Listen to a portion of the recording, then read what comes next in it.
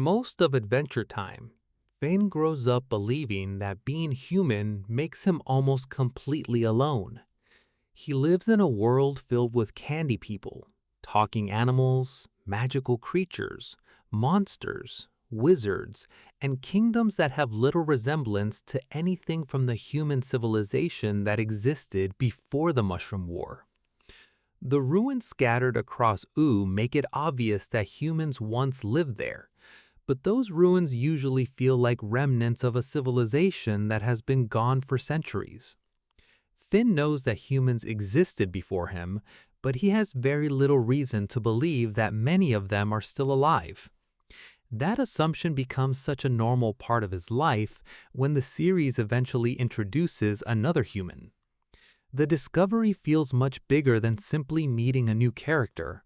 It forces Finn to reconsider what actually happened to his species after the old world was destroyed. Finn's situation is unusual because he isn't just a human living in a strange world. He is a human who has grown up without a human society around him. Joshua and Margaret found him as a baby, and he was raised alongside Jake in a family that had no connection to a surviving human civilization.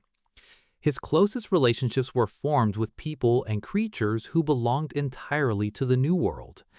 Jake became his brother, BMO became part of his family, and the kingdoms of Ooo became the places Finn understood as home. Even his idea of what a hero should be came from the world that developed after the Mushroom War, rather than from the civilization his parents came from.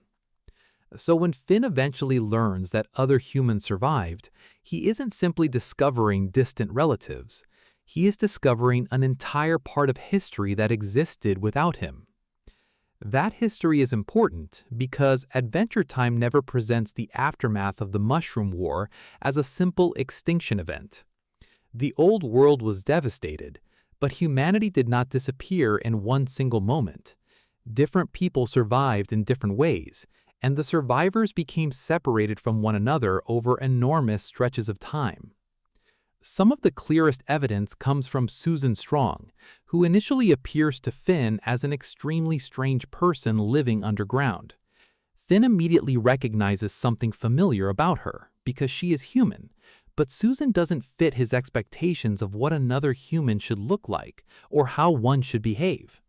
She is physically powerful, has unusual equipment, and seems to have very little understanding of the world Finn considers normal.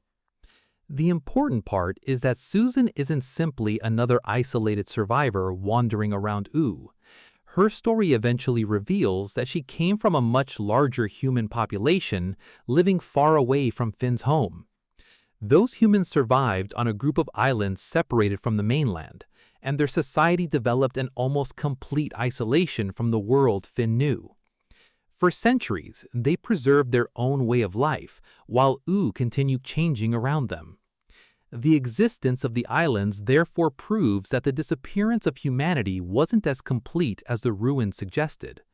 A functioning human society had survived for generations, but because it was separated from Ooo, Finn had no way of knowing that it existed. This changes the meaning of all those abandoned human structures scattered throughout the series. Before Finn discovers the islands, it is easy to look at an old car, a ruined building, or some forgotten piece of technology and think of it as evidence of a civilization that simply ended. Afterward, those ruins become evidence of something more complicated. They belong to a world whose survivors went in different directions. The people who remained on the mainland were exposed to the transformed environment of Ooo, while other humans found ways to escape, isolate themselves, or build new communities somewhere beyond the areas Finn explored. The islands are especially interesting because their survival was not accidental. Their society deliberately maintained separation from the outside world. That means the humans living there didn't simply survive the Mushroom War and then gradually forget about the civilization that came before them. They created a system designed to preserve their population and prevent the dangers of the outside world from reaching them. Over generations, that isolation became so deeply embedded in their society that the outside world became something to fear rather than something to explore. Finn is almost the exact opposite. Exploration is one of the defining parts of his personality. He spends his childhood and adolescence traveling across Uu, entering strange kingdoms, fighting monsters, meeting new people, and treating the unknown as something worth investigating. The people of the islands have spent generations doing almost the reverse. Their survival depends on controlling their environment and limiting contact with the world beyond it. This difference becomes important because it explains why Finn's discovery of other humans doesn't automatically give him the feeling of finally coming home. Sharing the same species does not mean sharing the same culture, memories, or understanding of the world. Susan's identity makes that conflict even more complicated. She was not simply an ordinary islander who happened to leave home. Her history is connected to the island society's efforts to retrieve humans who had become separated from it, and her memories were altered as part of that process. For much of the story, Susan herself does not have a complete understanding of who she is. Susan therefore encounters a person who is biologically human, but psychologically disconnected from much of her own history. Her story becomes another example of something Adventure Time repeatedly explores. Knowing where you came from does not necessarily tell you who you are. That idea matters to Finn because his own identity has been built without access to human culture. He doesn't need another human to tell him how to be a person. He already has a personality, a moral code, friendships, fears, and ambitions that were shaped by the life he actually lived. Finding the islands doesn't erase those experiences. Instead, it gives Finn another piece of information about himself. He learns that humanity continued without him, but he also discovers that the humans who survived elsewhere aren't necessarily the missing piece that will complete his identity. This is why the human survivors are more interesting than they might seem at first. If the story were simply about Finn discovering a secret human colony, the revelation would answer one question and create very little else. Instead, the islands show that humanity fractured after the Mushroom War. There was no single human response to the destruction of the old world. Survival could mean isolation, adaptation, transformation, or simply becoming part of the strange civilization that eventually developed across Uu. Finn represents one of those paths, while Susan and the Islanders represent another. There is also a larger historical implication here. The Mushroom War happened roughly 1,000 years before the main events of the series, which means the survivors had an enormous amount of time to change. A person living immediately after the war would still remember the old civilization, but a human living on the islands generations later would inherit a completely different understanding of the past. Even if technology and tradition survived, the people themselves would eventually become inhabitants of a new world.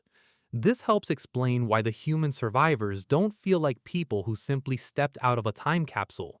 They have lived through centuries of history that Finn never experienced. The same principle applies to the rest of Uu. The world Finn explores isn't simply the old Earth with a few magical creatures added to it. It is the result of 1,000 years of change.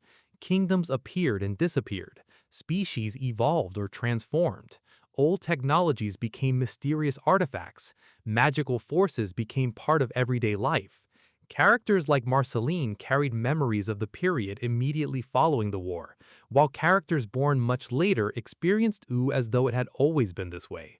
The surviving humans fit into this enormous process because they are another branch of what happened after civilization collapsed. Finn's parents are particularly important to this history because they demonstrate that his own family was part of the post-war human story. Martin's past is connected to the world outside Uu, and Finn's early life is shaped by the circumstances that separated him from his parents. Finn, therefore, isn't simply a random human who somehow appeared in a magical forest.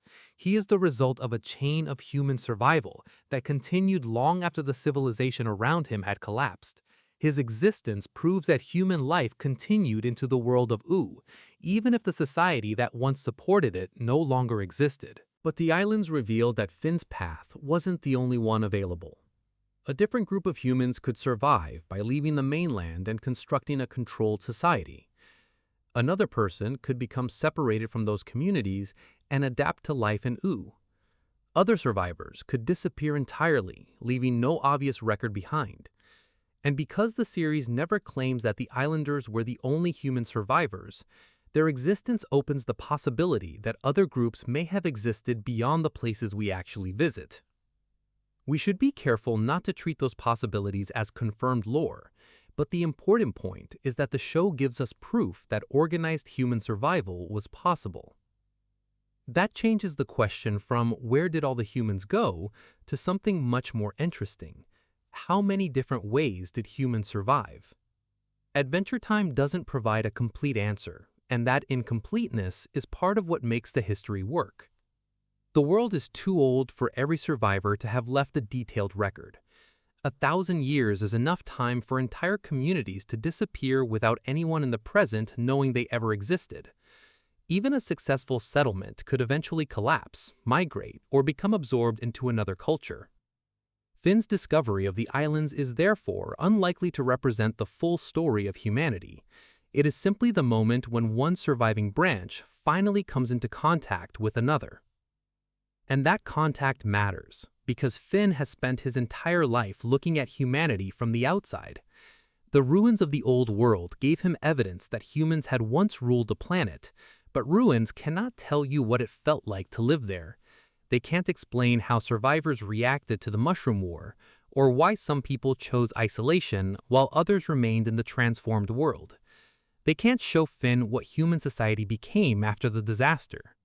The islands can, at least partially, because they represent an actual human community that carried its existence across centuries.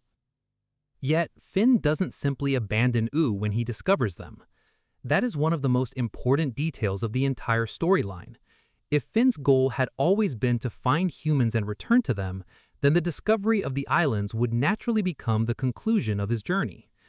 Instead, the story shows that Finn's home is defined by the life he built, rather than by his species. He can be fascinated by the islanders, learn from them, and become connected to his own history without deciding that the world that raised him was somehow less real. In that sense, the Forgotten Humans of Oo aren't really a story about Finn finding where he belongs. They are a story about Finn discovering that his understanding of the past was incomplete. For years, he thought of humanity as something that ended before his own life began. Then he discovers that it survived.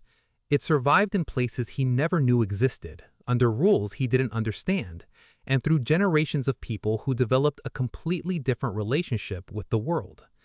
The discovery doesn't make Finn less human. It makes the history behind that word much larger. And once we understand that, the ruins across Oo start to look different too. They aren't simply monuments to a dead species.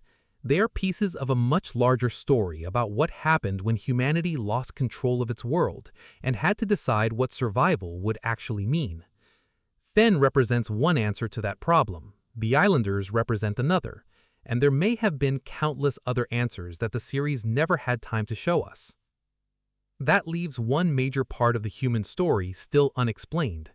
How much of the old world survived in places we never saw, and what happened to the humans who chose neither Finn's path nor the islanders' path? To understand that, we have to look beyond the discovery of another human population and examine the different groups, technologies, and survivors scattered throughout Oo's history. The islands prove that humanity survived, but they don't tell us how much of humanity might still be hidden. Finding Susan and the islands answers one of Finn's biggest questions, but it also creates several new ones. If an organized human society survived for 1,000 years, then humanity's disappearance from the mainland was not as complete as Finn originally believed. It means there were people who escaped the world that produced the Mushroom War, people who deliberately separated themselves from the civilization that came afterward, and people whose descendants lived long enough to develop an entirely different culture. More importantly, it means Finn's own story is only one small branch of the human survival story. The human species didn't simply go from civilization to extinction. It spread into different paths, and most of those paths are now almost impossible for anyone in Ooh to reconstruct. The islands are the clearest surviving example, but Adventure Time gives us other clues that human survival was never limited to one location. Martin's history is one of the most important because it shows that humans could still travel through the dangerous world that existed after the Mushroom War. Finn's father wasn't living inside a protected human civilization when he encountered Finn's mother. His life was already shaped by the post-war world, and his eventual separation from Finn becomes one of the reasons Finn grows up without knowing where he came from. That matters because Finn's family history demonstrates that human survivors weren't necessarily concentrated into one community. They could be scattered across the transformed world, moving through places where almost nobody else even realized humans were still living. Martin himself is also a reminder that survival didn't necessarily mean preserving the old human way of life. He is not a representative of a functioning pre-war society, and he isn't trying to rebuild one. He is an individual navigating a world that has already become something else. Finn inherits that complicated relationship with the old world. He is human, but almost everything about the way he lives belongs to Ooh rather than to the civilization that existed before it. His sword, his adventures, his friendships, and even his understanding of morality developed in the strange society that emerged after the catastrophe. This is one reason Finn's discovery of other humans doesn't suddenly make the rest of Ooh irrelevant. The islanders preserved their human identity by maintaining separation, while Finn developed his identity by becoming part of the world around him. Neither approach is presented as a perfect continuation of the old civilization. They're both adaptations to a world that no longer resembles the one humanity originally built. The island society also gives us an important clue about why so few humans are visible during Finn's childhood. Isolation works extremely well when the goal is simply survival. If the islands remain hidden and their people avoid contact with the mainland, then the people of Ooh can spend centuries assuming that humans are gone. The humans don't need to disappear physically. They only need to disappear from the places where anyone is looking. Over enough generations, that distinction becomes enormous. This may be one of the simplest explanations for the apparent contradiction between Finn is one of the last humans and an entire human population exists somewhere else. Finn is one of the few humans living openly in the part of Ooh where the main story takes place. He isn't necessarily one of the only humans left anywhere on the planet. Those statements sound similar, but they describe very different situations. And the series repeatedly shows that geography in Ooh can be deceptive. The world is enormous, and characters can spend their entire lives knowing only a small portion of it. Finn and Jake travel constantly, but even they encounter places that seem completely disconnected from the regions they already know. Kingdoms can exist beyond the horizon. Strange dimensions can overlap with ordinary locations, and entire civilizations can remain hidden for generations. In a world like that, the absence of humans from Finn's immediate surroundings tells us much less than it would in an ordinary story. There is another possibility worth considering as well. Some humans may have survived by becoming so different from their ancestors that they stopped being recognizable as humans at all. Adventure Time is full of transformations, mutations, magical alterations, and strange forms of evolution. The Mushroom War itself radically changed the environment, and the centuries that followed introduced magic into a world that had previously operated under very different rules. A human who survived the war could potentially become something that future generations would no longer identify as human, especially if their transformation happened early enough in their history. The show gives us several examples of characters whose identities are tied to both human history and supernatural change. Marceline is one of the clearest. She's not human, but she was born partly human and lived through the period immediately following the Mushroom War. Her existence demonstrates how quickly the boundaries between humanity and the New World could become complicated. She grows up among the ruins of human civilization and eventually becomes the vampire we know, meaning that her life connects the old human world directly to the magical world that replaces it. Marceline isn't a human survivor in the same sense as the Islanders, but she is evidence that the line between human and post-war creature isn't always clean.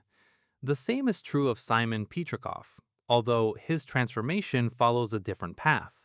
Simon begins as an ordinary human archaeologist and survives the changing world through the power of the Ice Crown, eventually becoming the Ice King. His story is important because it shows that surviving the post-war world could come with an enormous personal cost. Simon doesn't preserve his original identity intact. The longer he uses the crown, the more his memories and personality are affected. By the time Finn meets the Ice King, the human underneath the crown is almost completely inaccessible.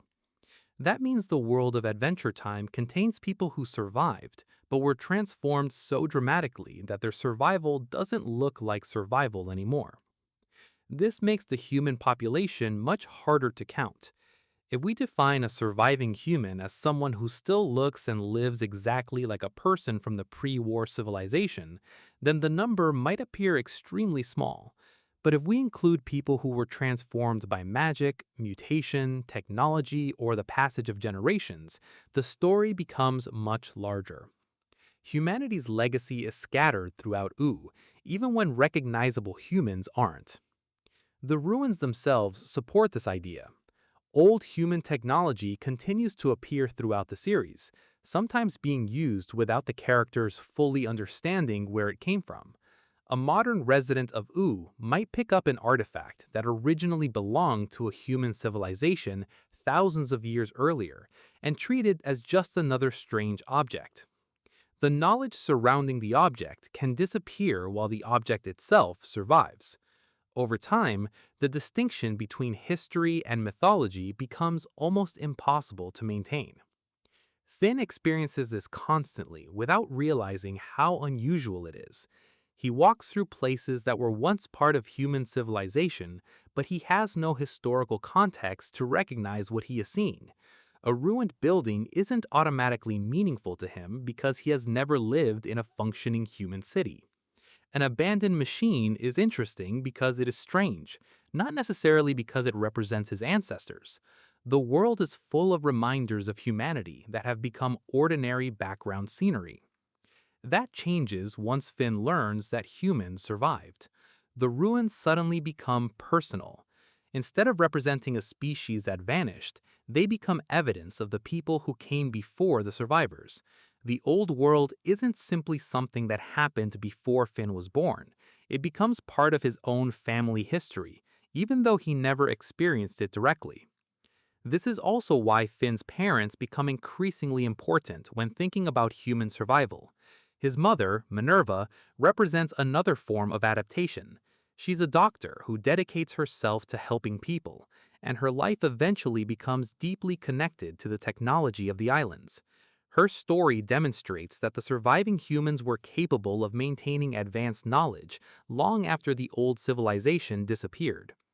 They weren't simply hiding among ruins, they were building systems, developing medical technology, and trying to preserve their population.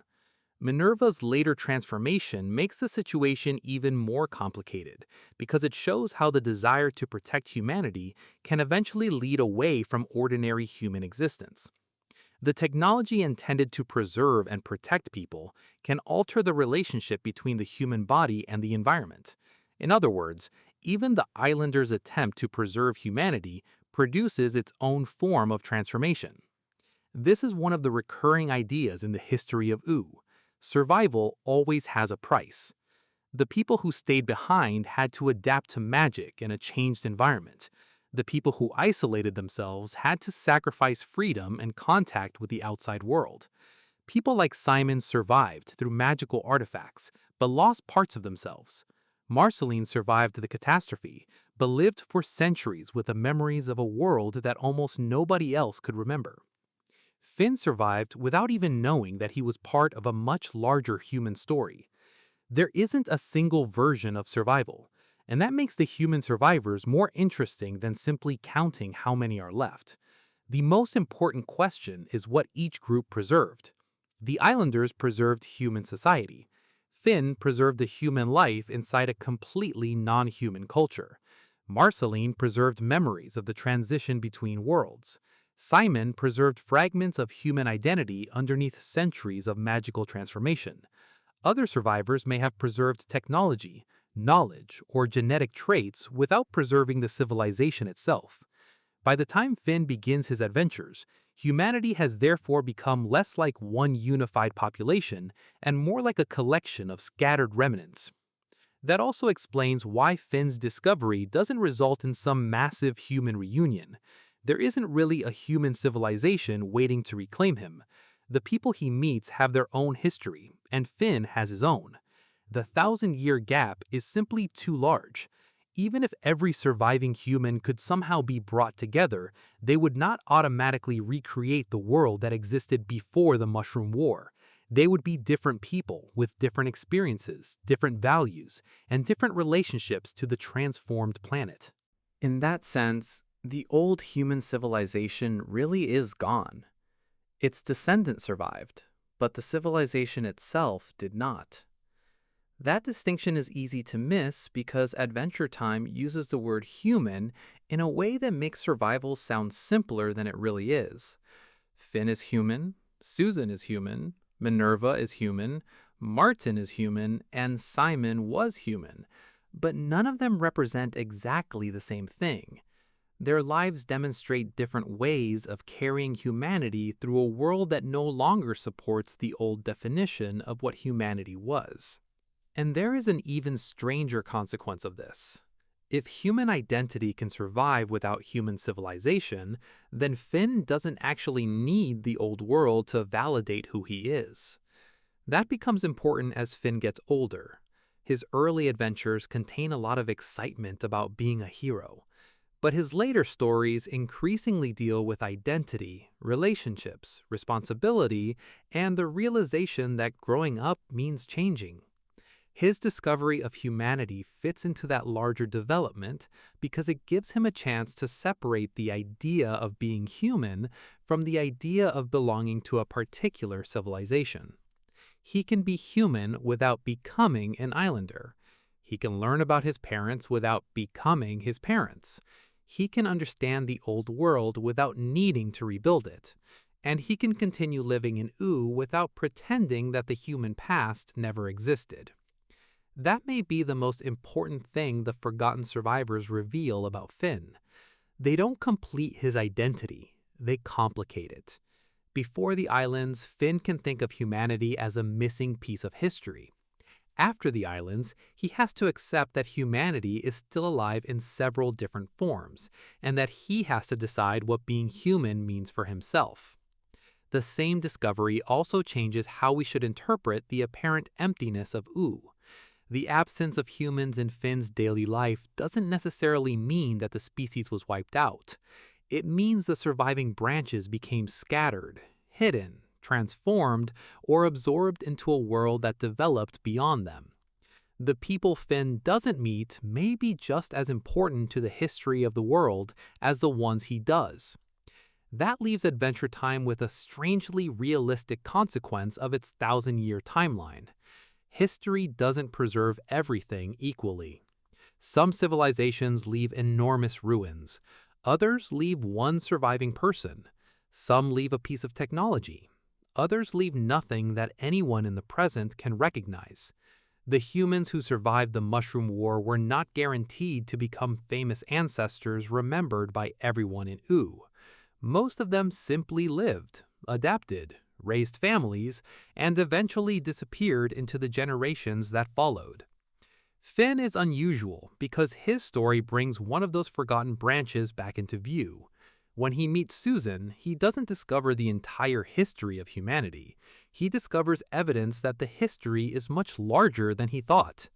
When he reaches the islands, he discovers that humans deliberately chose isolation as one way of surviving. When he learns more about his parents, he discovers that his own life is connected to that larger history in ways he could never have known as a child. And once you put all of those pieces together, the human story in Adventure Time becomes less about extinction and more about fragmentation. The Mushroom War destroyed the world that humanity understood. It did not erase every human life. Instead, the survivors moved in different directions, and over 1,000 years, those directions became so different that the original connection between them was almost lost. Some became part of the new world. Some hid from it. Some transformed into something almost unrecognizable. Some carried pieces of the old civilization into the future. And one of them grew up in a treehouse with a magical dog and eventually became the hero through whose eyes we experience the entire strange world. That is why Finn's discovery of other humans matters so much. It isn't just the moment when he learns that he's alone. It is the moment when he realizes that the history of his species didn't end where he thought it did. The survivors were scattered across Ooo and beyond it, carrying different pieces of humanity into a future that no longer resembled the world their ancestors had built. And that raises a much larger question about Ooo itself. If humanity survived in hidden communities, while ancient technologies and abandoned civilizations remained scattered across the planet, then how much of the world Finn knows was already there before he was born? The Candy Kingdom, the ruins, the magical societies, and even some of the strange creatures surrounding Finn may have histories that stretch much further back than the main story suggests. Once you realize how much of Ooo existed before Finn ever picked up a sword, the world stops looking like a collection of random kingdoms and starts looking like the final layer of a very long history. Prismo's Time Room is one of the strangest locations in Adventure Time because the show rarely explains it in the way you might expect. When Finn and Jake first encounter Prismo, there isn't a long explanation about where he lives or why his home exists outside ordinary reality. Instead, the Time Room is introduced almost casually. Prismo is relaxing on a couch, watching television, eating food, and talking to Jake as though this is a completely normal place to spend an afternoon. The room itself looks more like somebody's comfortable apartment than a location connected to the structure of the universe. But the more the series reveals about Prismo, the harder it becomes to treat the Time Room as an ordinary place. Because this small room is connected to wishes, alternate realities, time itself, and some of the highest level cosmic rules in the entire series. To understand why the Time Room matters, it helps to start with Prismo himself. Prismo is known as a Wishmaster, which already puts him in a category far beyond most of the magical beings Finn encounters. A wizard might transform someone, create an object, or manipulate a particular part of reality, but Prismo can grant wishes that affect the entire structure of existence.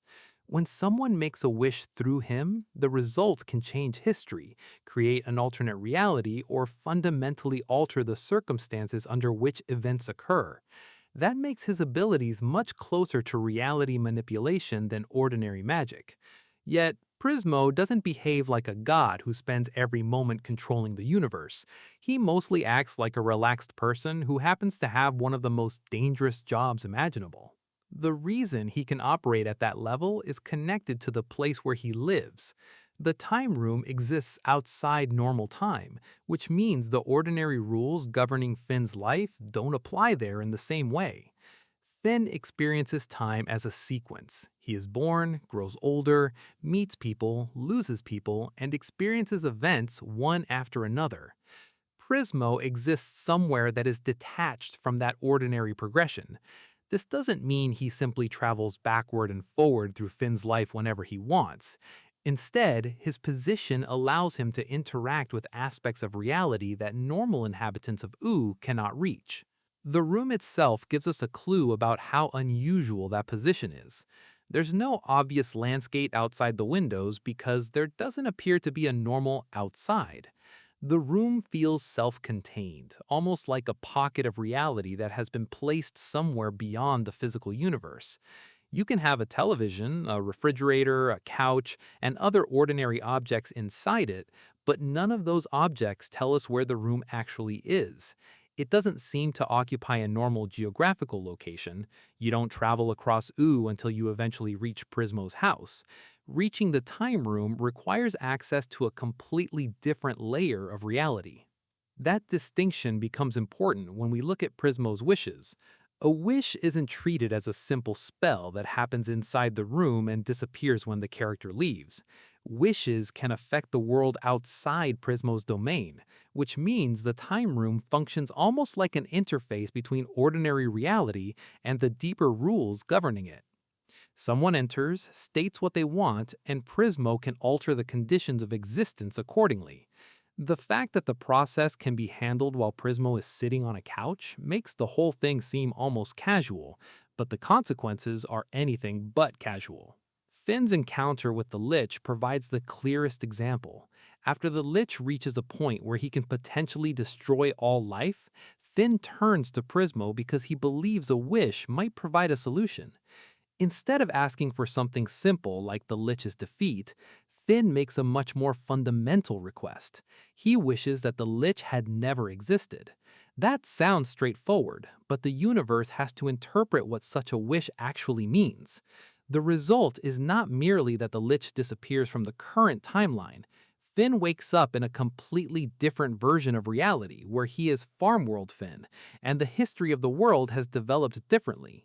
This is one of the most important moments for understanding the time room because it proves that wishes can affect reality on a historical level. Prismo isn't just producing an object or casting a spell on a person. The wish changes the conditions that led to the present. That means Adventure Time's universe must have some mechanism through which entire versions of history can exist as coherent realities. And this is where alternate realities become important. Farmworld isn't presented as a dream or hallucination. It is a real world with its own people, history, and consequences. Finn exists there in a different form. The world has developed differently, and the events surrounding the Lich have taken another path. Once Farmworld exists, the audience has to accept that the universe of Adventure Time is not limited to one single history.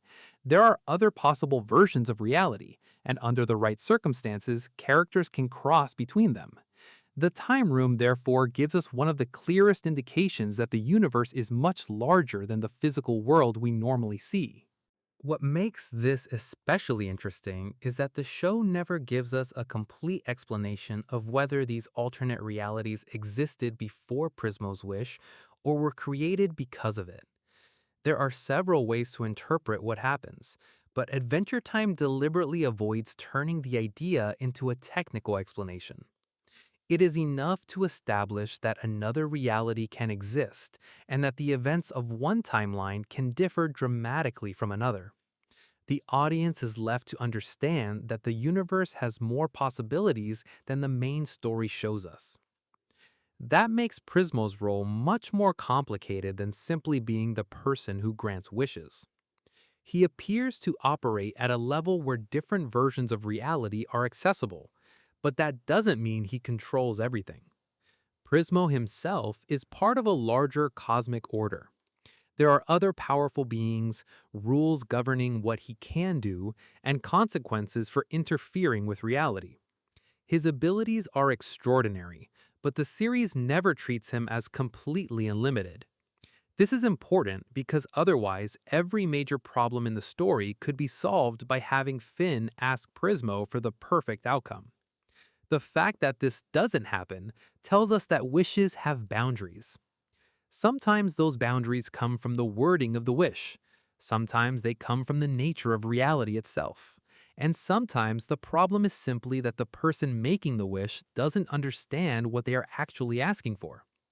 Finn's experience is a perfect example. He wants a solution to the Lich, but the solution he imagines has consequences that he never intended. The wish changes reality, but it doesn't give Finn the ability to understand every consequence of changing it. That is one of the most interesting things about Prismo's power. He can grant what you ask for, but that doesn't necessarily mean he can give you what you actually need. This also explains why the Time Room doesn't completely destroy the stakes of Adventure Time. Prismo isn't a character who walks into every crisis and fixes it. He is separated from the ordinary lives of the characters, and his role is governed by rules that aren't always obvious. More importantly, Finn and Jake don't normally have access to him. The Time Room is not a place they can casually visit whenever they encounter a difficult problem. Their connection to Prismo is unusual because of their friendship, and even then, the relationship doesn't turn Prismo into an ordinary member of their group.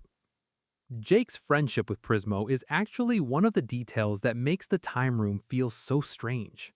From a cosmic perspective, Jake is an ordinary inhabitant of Ooo compared with Prismo, yet Prismo genuinely cares about him. They spend time together, joke around, and behave like old friends. This is another example of something Adventure Time does repeatedly. It places enormous cosmic concepts inside ordinary relationships. Prismo may exist outside normal time, but he still wants to hang out with Jake and watch television. That contrast tells us something important about the character. Prismo isn't portrayed as a distant entity who has transcended ordinary emotions.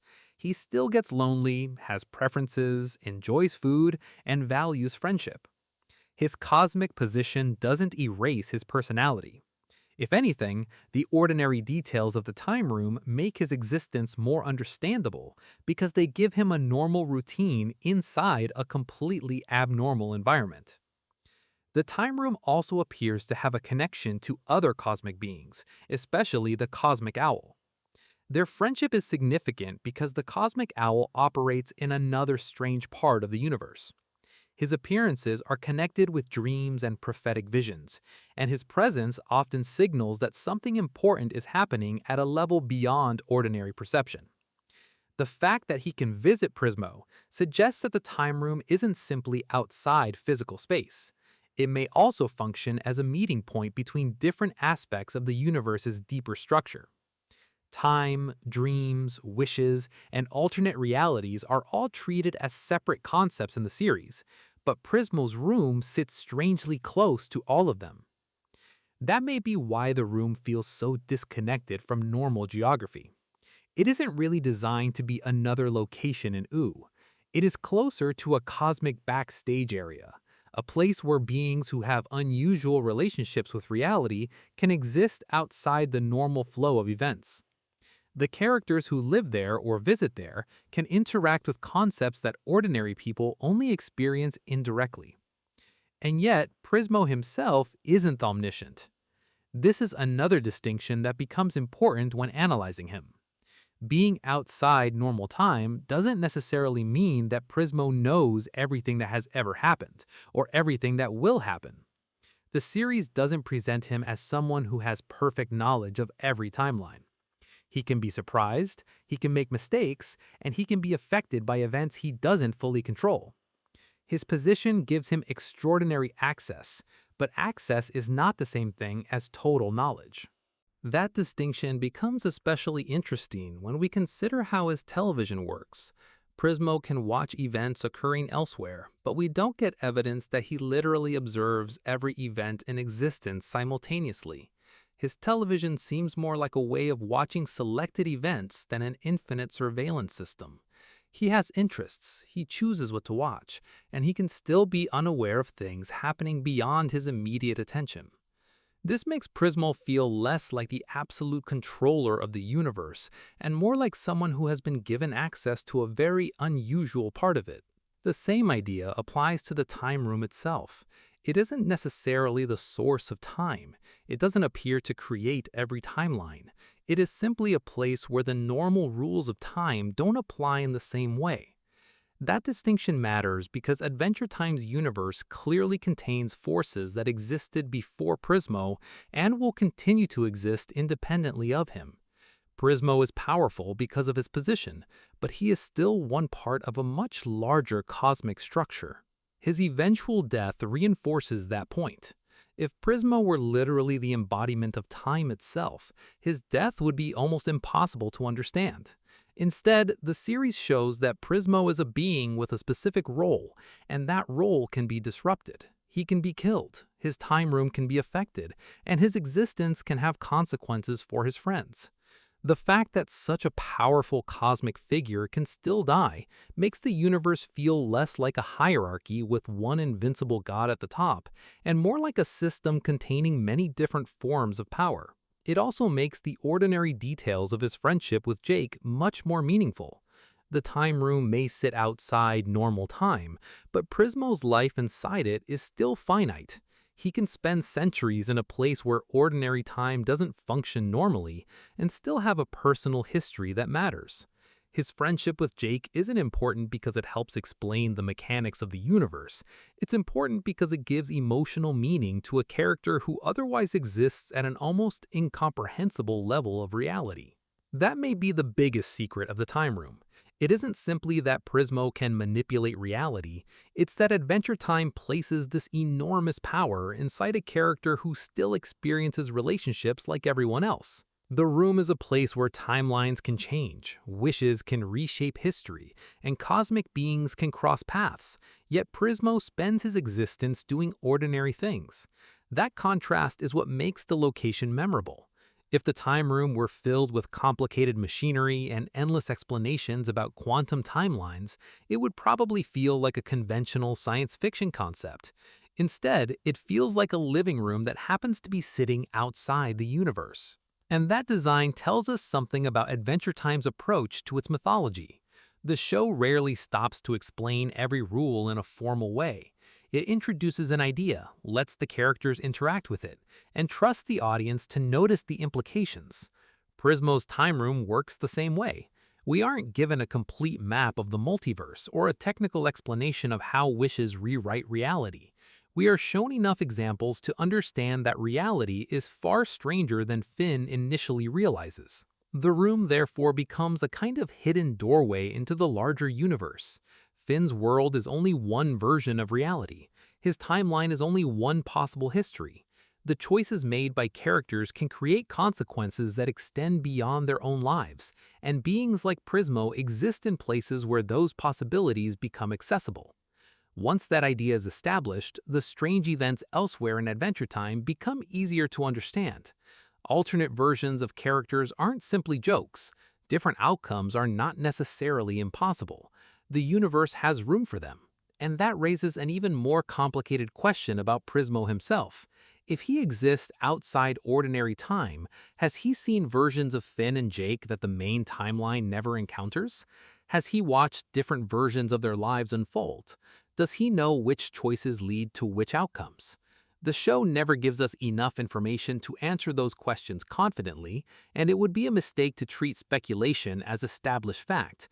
But the time room creates the possibility, and that possibility is part of what makes Prismo such an important character for understanding Adventure Time's universe. Because once you've seen the time room, the world of Ooh no longer looks like one straight line. It looks like one part of something much larger, and Prismo is sitting somewhere outside that line, watching, granting wishes, talking to his friends, and occasionally giving the characters access to realities they were never supposed to see. The strange part is that the room doesn't look powerful at all. That is probably why it works so well. Adventure Time hides one of its biggest ideas inside one of its simplest locations. The universe may contain countless possibilities, but the beings who interact with those possibilities can still sit down, eat a snack, watch television, and care about the people they have met along the way. One of the easiest ways to misunderstand Prismo is to think of him simply as a character who can grant wishes. That description is technically correct, but it doesn't explain why his existence is so important to the larger mythology of Adventure Time. Prismo is connected to time, alternate realities, wishes, and the cosmic beings who exist outside the ordinary world, which means that his role gives us a glimpse of rules that most characters in Ooh never even realize exist. The time room is where those rules become visible, but even then, the show only gives us pieces of the explanation. To understand what the room might tell us about the universe, we have to look at what happens when characters actually use Prismo's power, and what those events imply about the nature of reality itself. The clearest example is Finn's wish after the Lich reaches the Citadel.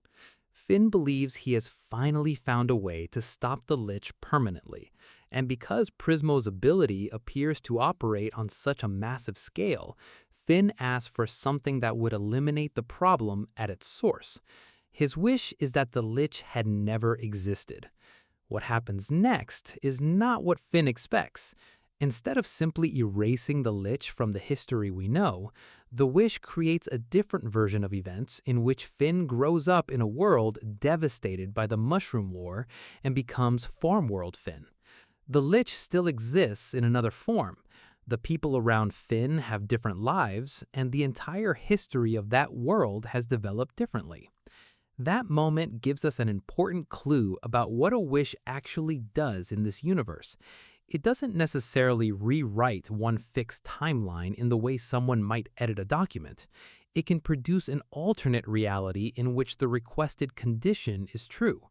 The result is internally consistent because the entire world has adjusted around the new history. Finn doesn't simply wake up in his original world with everyone remembering a past in which the Lich never existed. He enters a reality where the consequences of that different history have already unfolded. This creates an enormous implication for the Time Room. If Farm World is a genuine reality, then the Adventure Time universe contains more than one version of existence. Finn's original world isn't the only possible outcome of the events that have happened. There are other realities in which different choices were made, different people survived, and different versions of familiar characters developed. Prismo's Time Room gives the characters access to this larger structure, but it doesn't appear to be the thing that creates every possibility. Instead, it functions more like a place from which these possibilities can be manipulated or accessed. That distinction becomes even more important when we look at how wishes behave. Prismo doesn't simply make impossible things happen without consequences. The universe has to accommodate the wish somehow. When Finn asks for the Lich never to have existed, the reality that results has to account for everything that follows from that change. The Mushroom War, Finn's upbringing, the existence of Farm World's people, and the survival of different characters all become part of the new history. A wish, therefore, has a much larger effect than the sentence spoken by the person making it. This is why wording matters so much. Prismo can interpret a wish, but the person making it is responsible for deciding what they actually want to change. Finn's wish is based on the assumption that removing the Lich from history will solve the problem. He doesn't anticipate that the resulting world will be almost completely different. The wish succeeds according to its basic purpose, but Finn doesn't get to choose every consequence. This is one of the reasons Prismo's abilities remain dangerous even when he's helping someone.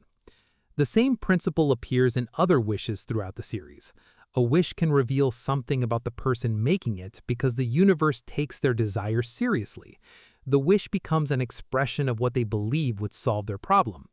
That makes Prismo less like a magician who performs tricks and more like a cosmic mechanism through which characters can impose a new condition on reality. And the strange thing is that Prismo himself doesn't seem particularly interested in making this power sound impressive. He talks casually, he jokes with Finn and Jake, he treats his responsibilities almost like a job that happens to take place outside normal existence. That attitude is important because it prevents the Time Room from feeling like a conventional throne room. Prismo isn't sitting on a giant cosmic throne surrounded by symbols representing the universe. He has a couch, food, entertainment, and a routine. The contrast makes his position even stranger because it suggests that from his perspective, reality manipulation is part of everyday life. There's also a practical reason this casual attitude matters. If Prismo behaves like an all-powerful god, the audience would naturally assume that every event involving him must have some enormous cosmic meaning. Instead, the show treats him as a person. He has friends, he gets bored, he likes hanging out with Jake. He can be affected emotionally by what happens to people he cares about. His cosmic abilities don't eliminate his personal life, and that becomes especially important when his own existence is threatened. The relationship between Prismo and Jake is one of the strongest pieces of evidence that the Time Room isn't simply a machine for changing history. Jake doesn't visit Prismo because he needs a wish every time. He goes there because he likes him. Their friendship is treated as something independent of Prismo's cosmic role. This is unusual because Jake is able to form a genuine relationship with someone whose existence operates on a completely different scale from his own. That friendship also gives us a better way to understand Prismo's relationship with time. Being outside normal time doesn't make him emotionally detached from the people living inside it. He still experiences relationships as meaningful. He can develop memories. He can miss people. He can care about what happens to someone in a particular timeline. In other words, the Time Room may be outside ordinary chronology, but Prismo isn't outside the human-like experience of attachment. This becomes painfully clear when Prismo dies. His death is important not just because Jake loses his friend, but because it proves that being connected to time doesn't make Prismo immortal. He can exist outside ordinary time and still have a finite existence. That means the Time Room isn't some perfect state of eternal life. It is simply a place where the normal flow of time works differently. Prismo is still a being with a beginning and an end. The consequences of his death also show that his role is replaceable in a way that his personality is not. The universe has a mechanism for producing or maintaining a Wishmaster, but the individual Prismo that Jake knows cannot simply be recreated emotionally by putting another being into the same position. The cosmic function can continue, while the specific relationship between Prismo and his friends is lost. Adventure Time uses this distinction in several places. A role can survive even when the person who filled it does not. That becomes especially relevant when considering what Prismo actually is. The series establishes that he is the physical manifestation of an entity connected to the cosmic entity, but the exact mechanics are intentionally left mysterious. We know that the cosmic owl can interact with Prismo, and we know that beings associated with the highest levels of reality can occupy the same strange spaces. This suggests that Prismo isn't simply an unusually powerful wizard who happened to discover a way to escape time. His existence is part of a larger cosmic system. The Time Room therefore sits somewhere between physical space and conceptual space. It has objects that can be touched and used, but its location cannot be mapped normally. It can be visited by characters, yet it doesn't appear to have an ordinary entrance that anyone in OO could discover. It is connected to time, but it isn't simply a point in the timeline. It interacts with alternate realities, but it isn't identical to the multiverse itself. That ambiguity is important because it allows the room to function without giving the audience a complete rulebook. Adventure Time often introduces concepts that are larger than the characters understand. The show might establish that something exists and demonstrate what it can do without explaining every mechanism behind it. This is especially common with cosmic elements. The universe feels old and complicated because no character has a complete understanding of it. Even beings who know more than Finn still seem to have limits. Prismo is a good example of that limit. He knows things Finn doesn't know. He can manipulate reality in ways Finn can't. He understands concepts involving time and wishes that are completely beyond ordinary human experience. But he doesn't behave as though he knows every future event. He isn't constantly warning Finn about every danger that will eventually happen. He doesn't appear to possess perfect control over every possible timeline. This is why it would be a mistake to assume that Prismo has complete knowledge of Finn's future simply because he exists outside normal time. The show never clearly establishes that. His position gives him unusual abilities and perspective, but the distinction between understanding time and knowing every event is important. A character can operate outside a normal timeline without possessing infinite information about every possible outcome. The cosmic owl makes this distinction even more interesting because his relationship with dreams introduces another way characters can interact with events that have not yet happened. The cosmic owl appears in dreams that are connected to prophetic events, and his presence suggests that some parts of the universe can perceive possibilities before ordinary characters do. When he visits the time room, it reinforces the idea that the room is a meeting point for beings whose existence isn't limited to the ordinary world. But even then, the show avoids giving us a simple explanation like, Prismo sees the future and the cosmic owl sees dreams, so together they know everything. The universe doesn't seem to work that cleanly. Instead, different cosmic beings appear to have different relationships with reality. Prismo has authority over wishes. The cosmic owl interacts with dreams. Other entities have their own roles. These abilities overlap, but they are not identical. That creates a kind of cosmic ecosystem rather than one central character who controls every aspect of existence. This is also why alternate realities don't automatically mean that every possible event has ever happened somewhere. The series gives us evidence that multiple realities exist, but it doesn't establish an unlimited catalog of every imaginable version of Ooo. Farmworld exists because of a particular wish and its consequences. Other alternate worlds appear through other mechanisms. The safest conclusion is that the universe allows different histories to exist, not that every fictional possibility necessarily exists somewhere. That distinction matters because otherwise the stakes of the main timeline would disappear. If every possible version of Finn exists, then nothing that happens to one version would seem particularly important. Adventure Time avoids that problem by keeping the alternate realities mostly separate from the emotional core of the story. The existence of other possibilities doesn't make Finn's life meaningless. If anything, it emphasizes that the choices made in his particular reality still have consequences for the people he knows.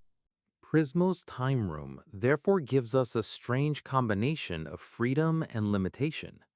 Reality can change, history can branch, wishes can produce completely different worlds, but the characters still have to live with the consequences of the worlds they create. Finn learns this when his wish creates Farmworld. Jake learns it when Prismo dies.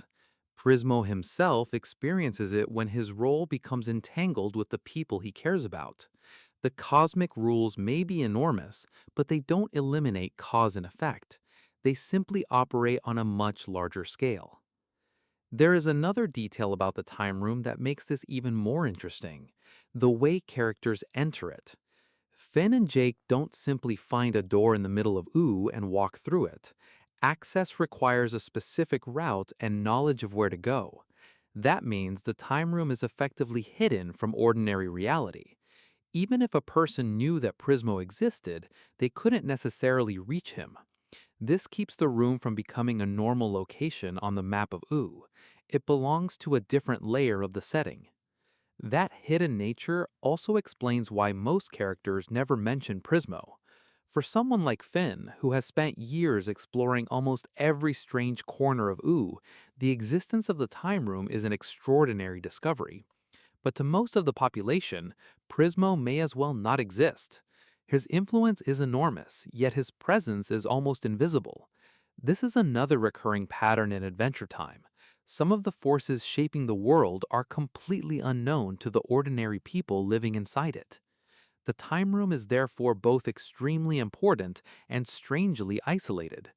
It can affect the entire universe, but very few people can access it. It exists outside ordinary time, but Prismo still lives a personal life inside it. It can produce alternate realities, but Prismo doesn't control every event within those realities. It connects to cosmic beings, but those beings don't appear to form one unified government over existence. The contradictions are what make it work. And there is one final consequence worth considering. If Prismo can create or access alternate histories, then the events of Adventure Time are not necessarily the only version of the story that could have happened. There may be worlds where Finn made different choices, where Jake lived a different life, where the Mushroom War had different consequences, or where entirely different characters became central to the story. The main series doesn't ask us to follow those possibilities indefinitely. It simply gives us a glimpse of them through characters like Farm World Finn. That glimpse changes how we understand the main timeline. The world Finn lives in isn't important because it is the only world that could exist. It is important because it is the world where these particular relationships happened. Finn met Jake. Jake met Prismo. Prismo became Jake's friend. The Lich attacked their world. Finn made a wish. Every decision belongs to a specific chain of events, and the fact that another chain could exist somewhere else doesn't erase the significance of this one. That is probably the most useful way to understand the time room. It isn't a shortcut that lets Adventure Time escape its own rules. It is a place where the show reveals that its rules are much larger than the characters initially realize. Time isn't necessarily one straight line. Reality isn't necessarily one fixed history. Wishes don't simply produce temporary magic. Cosmic beings can exist outside the normal world, while still behaving like someone who would rather relax on his couch. And despite everything that makes him extraordinary, he still can lose his life and leave his friends behind. That combination is what makes the Time Room one of the most revealing locations in Adventure Time. It doesn't just tell us that magic exists. Ooh already makes that obvious. It tells us that beneath the physical world, there are deeper systems governing time, possibility, identity, and reality itself. Most characters never see those systems directly, but Finn and Jake occasionally stumble into them through people like Prismo. And once you understand that the time room exists, one idea becomes impossible to ignore. The world of Adventure Time is not built around a single fixed reality. The characters we follow are living through one particular history among many possible outcomes, while somewhere beyond the ordinary flow of events, Prismo's room continues to exist as a place where those possibilities can be altered. The strange part is that the room never needs to look enormous to communicate that idea. A couch, a television, a refrigerator, and Prismo himself are enough. The universe doesn't need a giant control panel to prove that reality is complicated. Adventure Time can hide its biggest ideas inside an ordinary-looking room and let the audience discover the implications gradually. And that is exactly why Prismo is so important to the mythology of the series. He gives us evidence that time is not as simple as the characters experience it, that reality can branch into different histories, and that the universe contains beings whose responsibilities extend far beyond the kingdoms Finn normally explores. But Prismo also reminds us that understanding the universe doesn't make someone immune to the consequences of living inside it. Even a being who can manipulate reality can still value a friendship, lose someone he cares about, and leave behind a history that matters to the people who knew him. Lumpy Space Princess is one of those Adventure Time characters who seems almost impossible to take seriously at first. She is loud, selfish, dramatic, obsessed with romance, and usually far more concerned with her own problems than whatever larger crisis is happening around her. Her parents are often presented as an extension of that personality. They argue with her, criticize her behavior, and try to control what she does, while Lumpy Space Princess treats them with the same mixture of annoyance and entitlement that she shows toward almost everyone else. But underneath the comedy, her family tells us something surprisingly important about how Adventure Time handles dimensions, because Lumpy Space Princess isn't simply a strange person who happens to live in Ooo. She comes from an entirely different dimension, and the fact that she can move between that dimension and the main world raises questions about how these places actually connect. Lumpy Space itself is one of the strangest environments in the series, because it doesn't operate according to the same physical rules as Ooo. The residents are made of a strange, floating, purple material, and their bodies appear to exist without many of the biological limitations that apply to ordinary characters. They float instead of walking, their physical forms can change, and their society seems to operate according to its own rules. Lumpy Space Princess is therefore not just a princess from another kingdom, she is the daughter of the rulers of a separate dimension, which immediately gives her family a much larger significance than her personality might suggest. Her parents are usually called Lumpy Space King and Lumpy Space Queen, and their relationship with their daughter is built around the same strange mixture of authority and dysfunction that defines many royal families in Adventure Time. They expect Lumpy Space Princess to behave like a princess, but she constantly resists their expectations. She leaves Lumpy Space, spends time in Ooo, causes problems, and generally treats the responsibilities of her position as something she can ignore whenever she wants. Her parents don't understand why she would rather live among humans and other creatures than remain in her own dimension. But from Lumpy Space Princess's perspective, their expectations are part of the reason she wants to get away. That conflict becomes more interesting when you consider what Lumpy Space actually represents.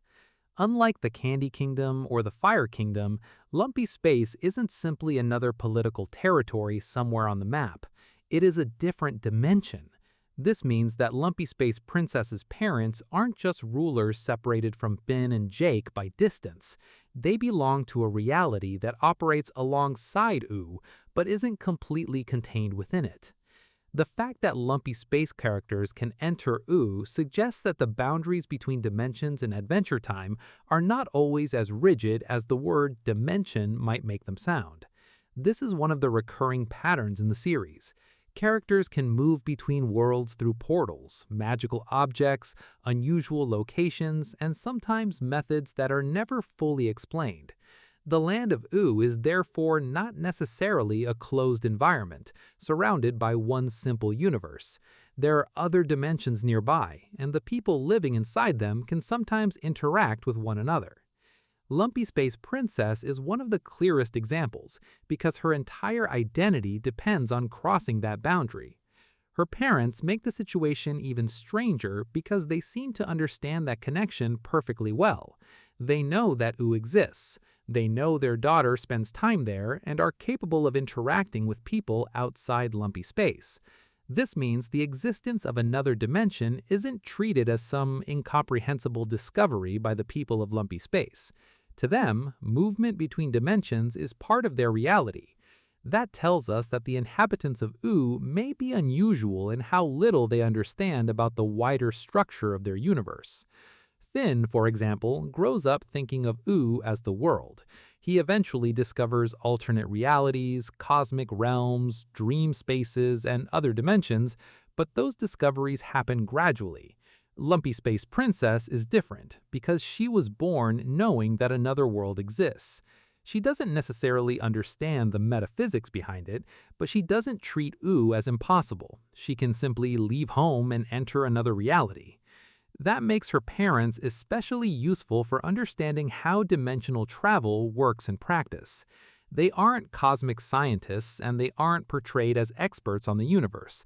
They're just two rulers whose daughter happens to travel between dimensions.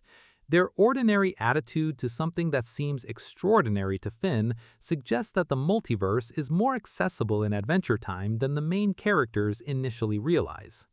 The question is, why Lumpy Space Princess wants to stay in Ooo? Part of the answer is obviously her personality. She doesn't like being controlled, and her parents represent the expectations she wants to escape. But there is also something interesting about the way she behaves outside her home dimension.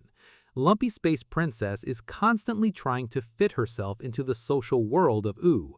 She wants relationships with its inhabitants, especially humans, and she cares deeply about how they perceive her. She may complain about Ooo constantly, but she also repeatedly chooses to remain there. That suggests that Lumpy Space Princess's relationship with her home is more complicated than simple rebellion. Her parents represents a version of her identity that she doesn't completely want. In Lumpy Space, she is the princess. Everyone knows her position, her family, and the expectations attached to her. In Ooo, she can be much less important. She can pretend to be an ordinary person, form relationships outside her family, and create an identity based more on what she wants than what her parents expect. This becomes especially relevant because Lumpy Space Princess is often obsessed with romance. Her relationships are usually played for comedy, but they also show how strongly she wants validation from people outside her own culture.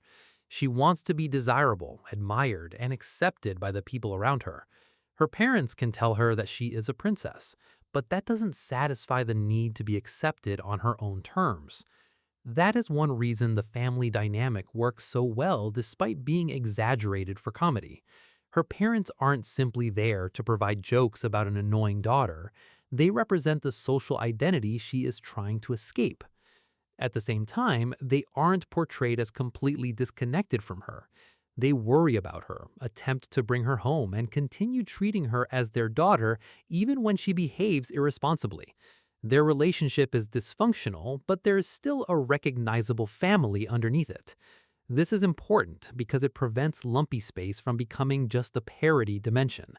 There is a real society there, with families, authority, expectations, and relationships.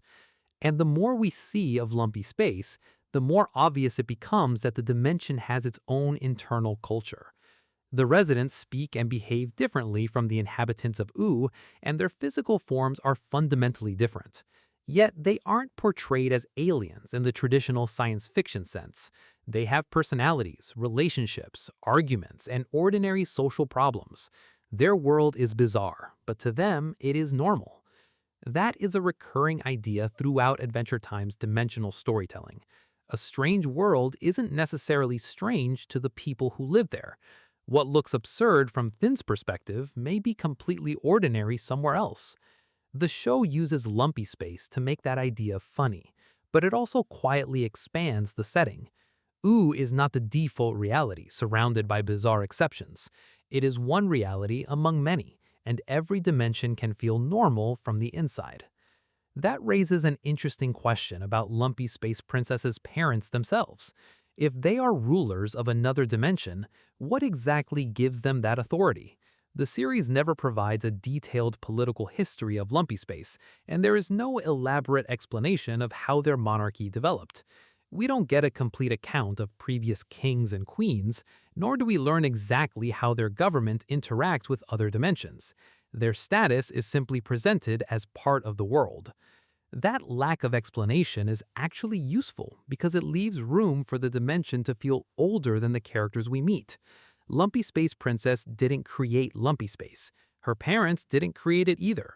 They are part of a system that existed before the main story, even though the series only shows us small pieces of it. The same thing happens with many of the kingdoms in Oo. Princess Bubblegum rules the Candy Kingdom, Flame Princess rules the Fire Kingdom, and other characters have their own forms of authority. But Lumpy Space introduces an important variation. The kingdom isn't simply another political region. Its rulers belong to a separate dimension. That means Adventure Time has at least two different kinds of distance. There is geographical distance, where you can travel across Oo to reach another kingdom, and there is dimensional distance, where you have to cross a boundary between realities. Yet the show often treats them as surprisingly easy to cross. A character can be deeply isolated from another kingdom but still interact with it regularly, while a character from another dimension can become part of everyday life in Oo. Lumpy Space Princess is basically a living demonstration of that. She can exist in Oo without ceasing to belong to Lumpy Space.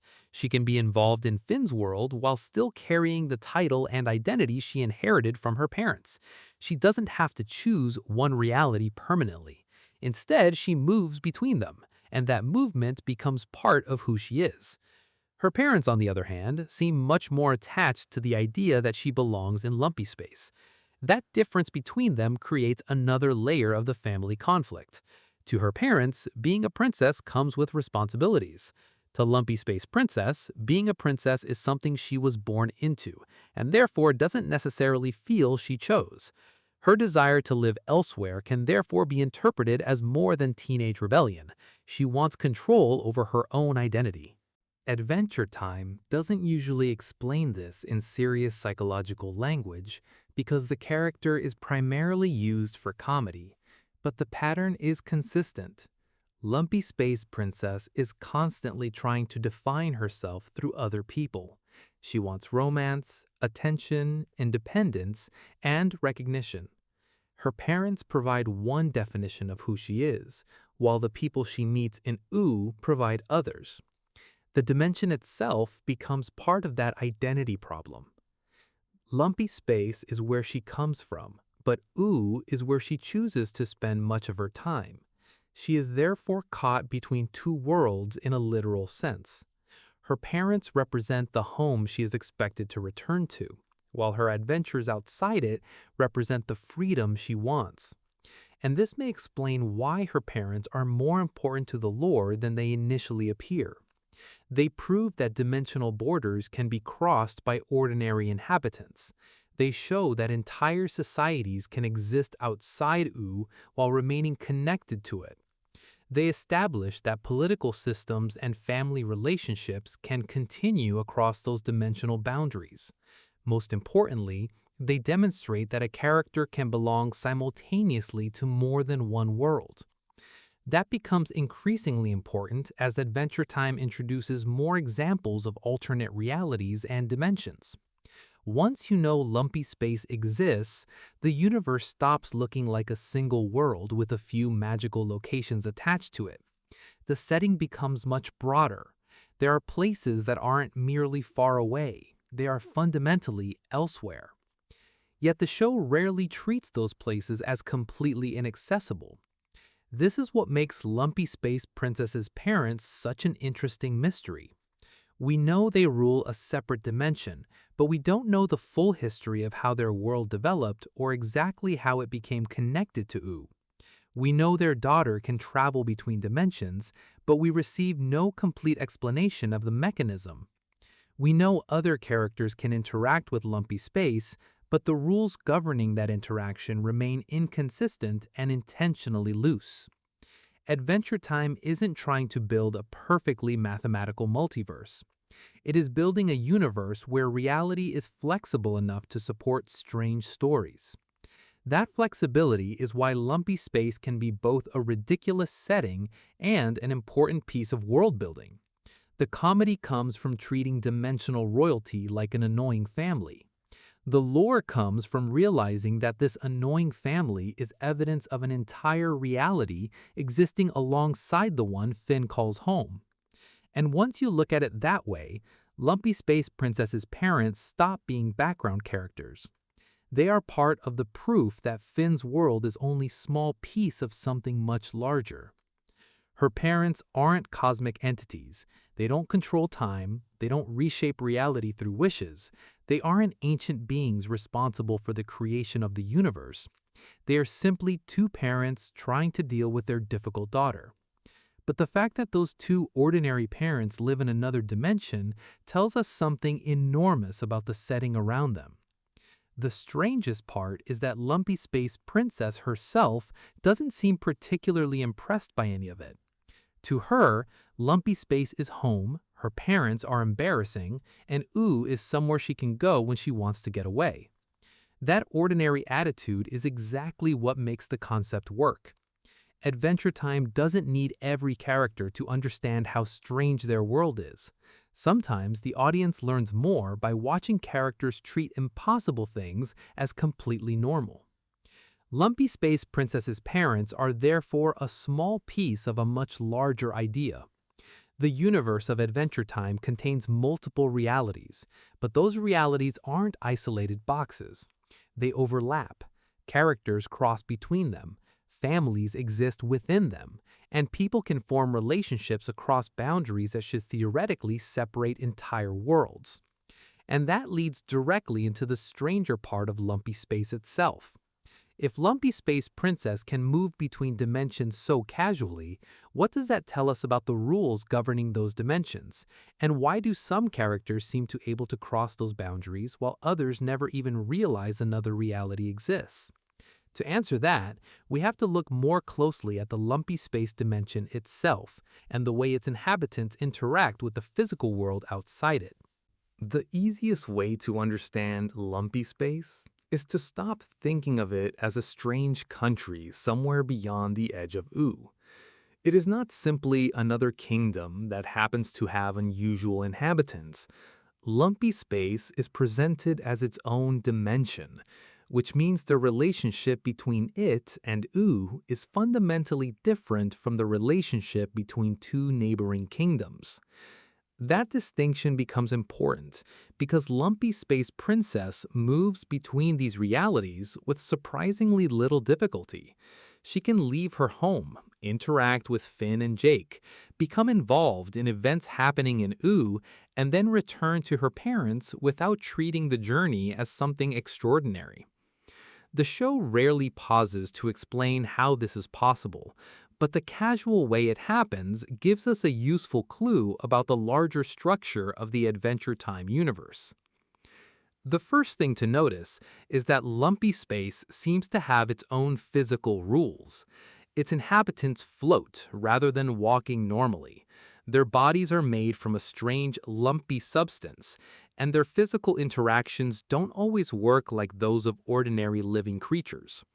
Lumpy Space Princess can touch objects and people in Ooo, but she herself is fundamentally different from the humans, animals, and magical creatures she encounters. Her body is not simply a costume or a magical effect that she can remove. Being lumpy is part of what she is, and that means her ability to exist in Ooo suggests that the dimensional boundary doesn't prevent different forms of life from interacting with one another. This is important because dimensions in Adventure Time don't appear to be completely isolated universes. They can overlap under certain circumstances, and characters can sometimes cross between them without undergoing any fundamental transformation. Lumpy Space Princess doesn't need to become human before entering Ooo. She remains exactly the same person, with the same body and abilities, while existing in a reality governed by somewhat different rules.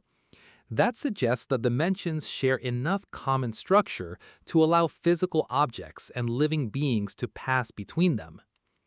The show never gives us a single universal method for dimensional travel.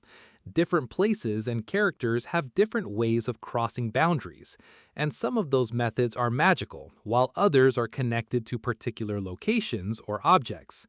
This makes it difficult to establish a strict set of rules, but it also reveals something about the world. Dimensional barriers in Adventure Time seem to be real, but they aren't absolute. They can be crossed when the right circumstances exist, and the inhabitants of certain dimensions may be much more familiar with that process than the people living in Ooo.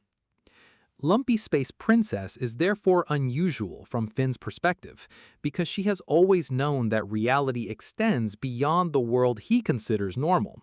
Finn has to discover other dimensions one at a time. He encounters strange worlds, alternate realities, and cosmic locations as his adventures become larger, while Lumpy Space Princess simply grows up knowing that her home is somewhere else. Her parents don't seem particularly confused by her visits to Ooo either. They may dislike the amount of time she spends away from home, but they don't act as though crossing dimensions is physically impossible.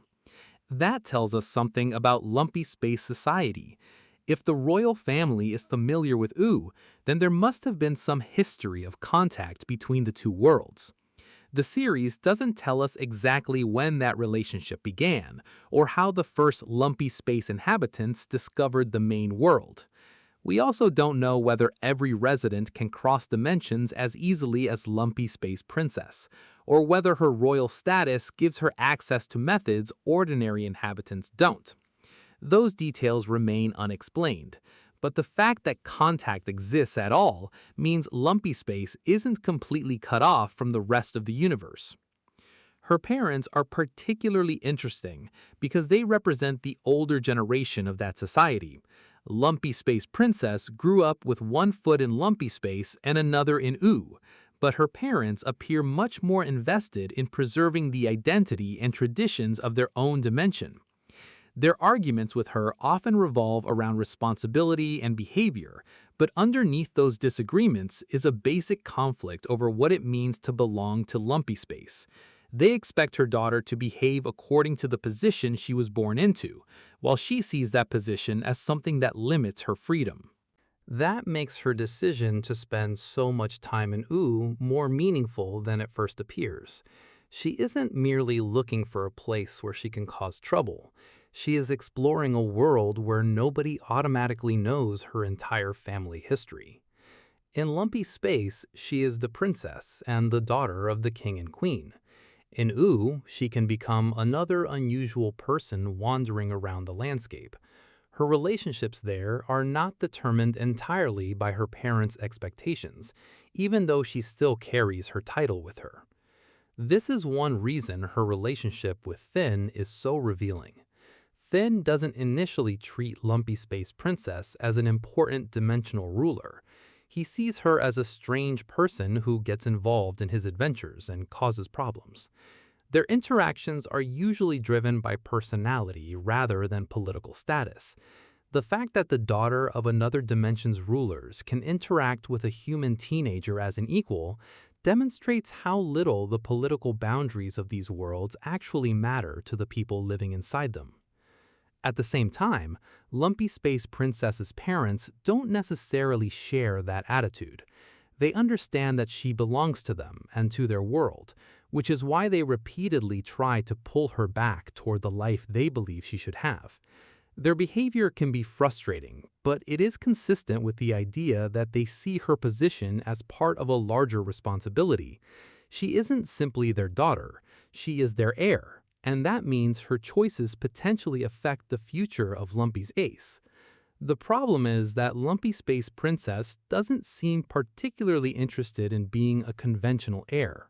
Her personality is almost perfectly designed to resist responsibility. She wants attention, freedom, romance, and the ability to make decisions without anyone telling her what to do. She also tends to create consequences without thinking very far ahead. This makes her parents' frustration understandable, even when their attempts to control her are excessive. They aren't dealing with a daughter who simply wants to visit another city. Their daughter is repeatedly leaving her own dimension and becoming involved in situations that can have consequences far beyond her family. The fact that she can do this at all tells us something about the permeability of the dimensional boundary. If Lumpy Space were completely sealed off from Ooo, then her parents wouldn't have to worry about her leaving. If Ooo were inaccessible from Lumpy Space, she could not develop the relationships that define much of her story. The fact that both worlds remain connected suggests that the dimensions exist alongside one another, rather than being separated by an impossible barrier. This becomes even more interesting when we compare Lumpy Space with other dimensions in the series. Some realms are difficult to reach because they exist outside ordinary physical reality. Others can be accessed through specific portals or magical objects. Still others seem to overlap with the main world in ways that aren't fully explained. Lumpy Space belongs to the more accessible category, which is why its inhabitants can become involved in ordinary events so easily. That doesn't mean the dimension is physically close to Ooo. Distance becomes difficult to define once different realities are involved. You can't necessarily say that Lumpy Space is a certain number of miles away from the Candy Kingdom, because the two locations don't simply exist on the same map.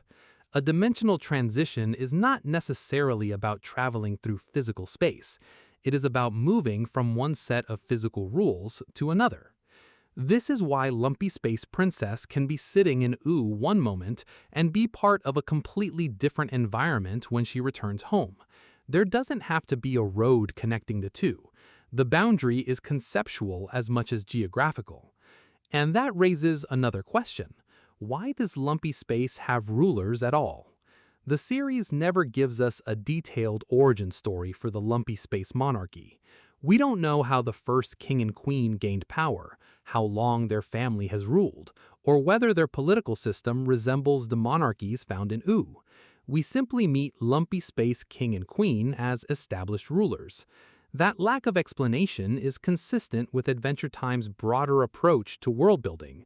The show often introduces a character as though their society already existed long before the audience arrived, and the absence of a complete history makes the world feel older rather than incomplete.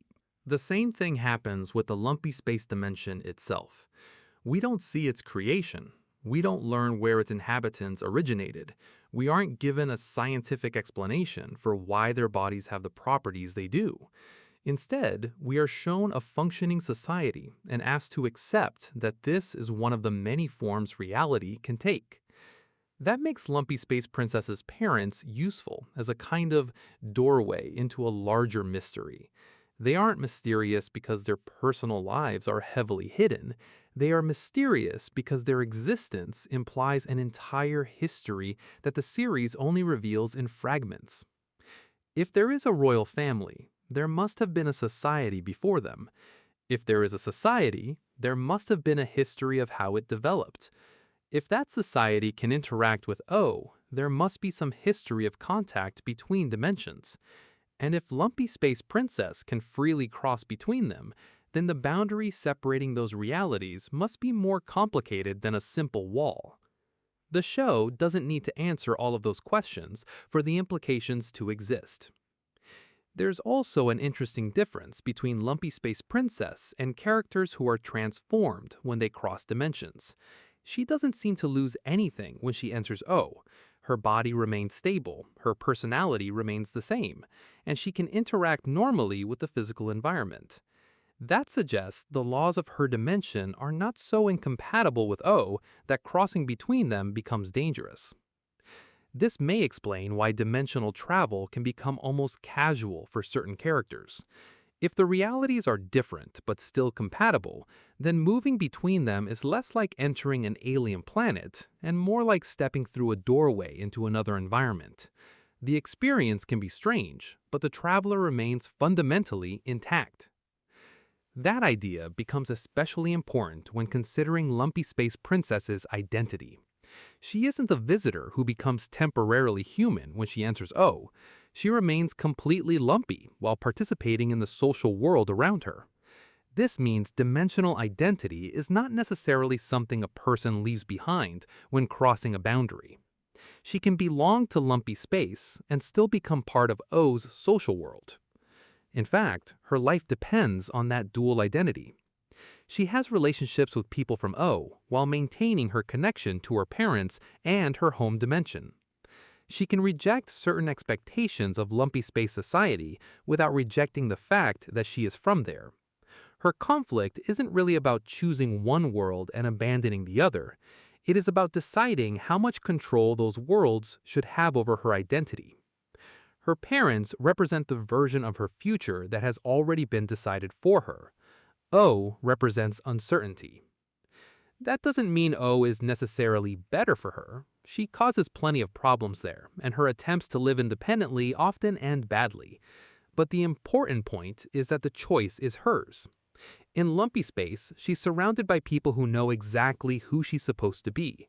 In O, she has the opportunity to experiment with who she wants to become. That makes her parents more than comedic obstacles. They are the connection between Lumpy Space Princess's childhood and the identity she's trying to build. And this connects to one of Adventure Time's larger themes. Characters constantly have to decide whether their past determines their future. Finn struggles with his parents and his human history. Marceline struggles with the memories she carries from the world before the Mushroom War. Princess Bubblegum has to confront the consequences of the experiments she performed in the past. Lumpy Space Princess has a much more comedic version of the same problem. She was born into a role, given a title, and raised by parents who already had an idea of what her future should look like. Her rebellion is partly an attempt to prove that being born somewhere doesn't mean you have to become exactly what that place expects. Her parents therefore fit naturally into the larger structure of the show. They are rulers from another dimension, but their conflict with their daughter is surprisingly ordinary. That contrast is one of the reasons the story works. Adventure Time can take an enormous concept like dimensional travel and connect it to something as familiar as a teenager arguing with their parents about where they want to live. It also prevents the Lumpy Space dimension from feeling like a purely abstract cosmic realm. The inhabitants have everyday problems. They have families, social expectations, disagreements, and personal ambitions. The fact that they live in another dimension doesn't make them fundamentally different in the ways that matter emotionally. That may be the most useful clue to understanding Adventure Time's dimensions in general. The series rarely uses another dimension simply to say, here is a completely alien universe. Instead, it uses different realities to explore different possibilities for the same kinds of problems. Lumpy Space has a royal family. Ooo has royal families. Lumpy Space Princess struggles with her parents. Finn struggles with his family. The settings are radically different, but the emotional problems remain recognizable. This is why the mystery of Lumpy Space Princess's parents ultimately becomes larger than the parents themselves. Their importance comes from what their existence tells us about the structure of the universe. They rule a world that exists alongside Ooo. Their daughter can cross between those worlds. Their society has its own history and rules. Yet despite all those differences, the family still experiences the same basic conflict between parents and children. Adventure Time uses that contradiction constantly. The universe can contain wishmasters, cosmic entities, alternate timelines, living mountains, magical kingdoms, and dimensions made of floating purple beings, but a character can still be upset because their parents don't understand them. And because Lumpy Space Princess treats the impossible as ordinary, she gives the audience a useful perspective on the larger universe. To Finn, discovering another dimension can be extraordinary. To Lumpy Space Princess, another dimension is simply where she happens to live. The difference between those perspectives reminds us that there is no single normal reality in Adventure Time. Ooo feels normal because Finn grew up there. Lumpy Space feels normal because its inhabitants grew up there. The Time Room feels normal to Prismo. And once you start looking at the universe this way, the dimensional boundaries become less like walls and more like neighborhoods in an enormous reality that the characters only partially understand. The mystery is that we never get to see the whole structure. We don't know how many dimensions exist. We don't know how they are organized. We don't know whether they were created independently or whether they emerged from some larger cosmic system. We don't know why certain characters can cross between them so easily, while others remain completely unaware that they exist. And we don't know how much Lumpy Space's rulers themselves understand about the wider universe. What we do know is enough to establish that Lumpy Space is not an isolated curiosity. It is another piece of the larger Adventure Time cosmology. Lumpy Space Princess's parents are two ordinary-looking rulers who happen to live on the other side of one of the universe's dimensional boundaries. Their daughter crosses that boundary so often that she barely notices it. Her parents worry about her because she keeps choosing another world over the one they expect her to inherit. And through their family, the show quietly establishes that the boundaries between realities can be crossed without destroying the identities of the people who cross them. That is why the mystery surrounding Lumpy Space is worth taking seriously, even though the character herself is usually played for comedy. Her family reveals that the universe of Adventure Time isn't just physically enormous, it is structurally enormous. There are realities beyond Ooo, and those realities can contain entire civilizations with their own histories, governments, families, and rules. The main story simply happens to follow one of them. And Lumpy Space Princess keeps reminding us that the world Finn calls home is only one place among many. Her parents sit at the center of a dimension that most of Finn's friends barely understand, yet their biggest concern isn't cosmic at all. They want their daughter to come home, accept her responsibilities, and stop making their lives difficult. That ordinary family conflict is almost a perfect summary of Adventure Time's approach to world building. The setting can become more complicated the deeper you look, but the characters remain grounded in recognizable problems. Even when the universe expands into multiple dimensions, the story can still come back to a daughter arguing with her parents about where she belongs. And that is what makes Lumpy Space Princess's family more important than it first appears. They don't explain every rule of the multiverse, but they prove that multiple realities can exist close enough to interact, that their inhabitants can cross between them, and that a person can belong to more than one world without completely abandoning either. The dimension is strange, but the underlying idea is familiar. Where you come from matters, but it doesn't necessarily determine where you choose to go. When Finn first arrives in the Candy Kingdom, it feels like one of the safest places in Ooo. Princess Bubblegum is already established as its ruler. The Candy people live ordinary lives inside the kingdom, and the whole place seems to function like a colorful little civilization that has always been there. The early episodes rarely give us a reason to question that assumption. The Candy Kingdom has shops, houses, guards, citizens, a royal laboratory, and a princess who appears to know exactly what she is doing.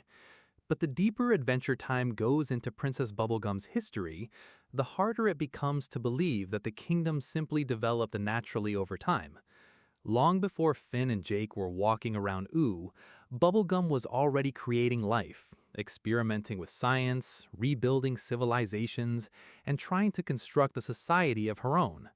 The important detail is that Princess Bubblegum is not simply an ordinary princess who inherited an existing kingdom. She is effectively the creator of the Candy Kingdom's civilization.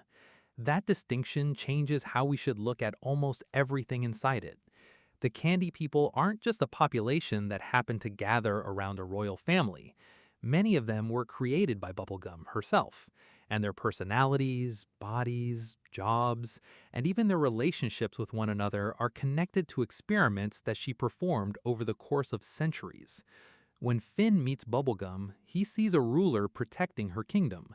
When we look backward, we can see someone who spent a huge portion of her existence figuring out how to create a functioning society from almost nothing. That history begins much earlier than the version of the Candy Kingdom we see during the main story. One of the biggest clues is that Bubblegum existed before the kingdom itself was fully established. After the Mushroom War, Ooo was filled with strange remnants of the old world. Magical mutations, dangerous creatures, and places where civilization had collapsed. Bubblegum emerged from this environment as something completely different from the ordinary survivors. She was made from candy, but she was also extraordinarily intelligent, and she quickly developed the ability to create other candy beings. Her earliest experiments eventually became the foundation for the population that would surround her. This is why the Candy Kingdom is much stranger than it looks. The buildings, streets, citizens, and institutions all give the impression of a normal kingdom, but underneath them is a history of artificial creation. Bubblegum didn't simply discover a ready-made population and decide to govern it. She helped create the people she would eventually rule. That creates a complicated relationship between creator and citizen, because Bubblegum has knowledge about the candy people that they themselves don't necessarily possess. The series explores this idea through characters who are created for specific purposes. Early candy experiments were not always successful, and Bubblegum's work frequently produced beings that were unstable, dangerous, or simply unsuitable for the society she wanted to build. Some experiments were abandoned, others were modified, some were kept hidden. This is one of the reasons the Candy Kingdom contains so many strange locations and characters that seem disconnected from its cheerful public image. Bubblegum's laboratory is not simply a place where she makes harmless inventions. It is where she has spent centuries experimenting with life. That becomes especially clear when we look at the older parts of her story. Bubblegum has always had a fascination with science, and she doesn't treat scientific experimentation as something limited by ordinary ethical boundaries.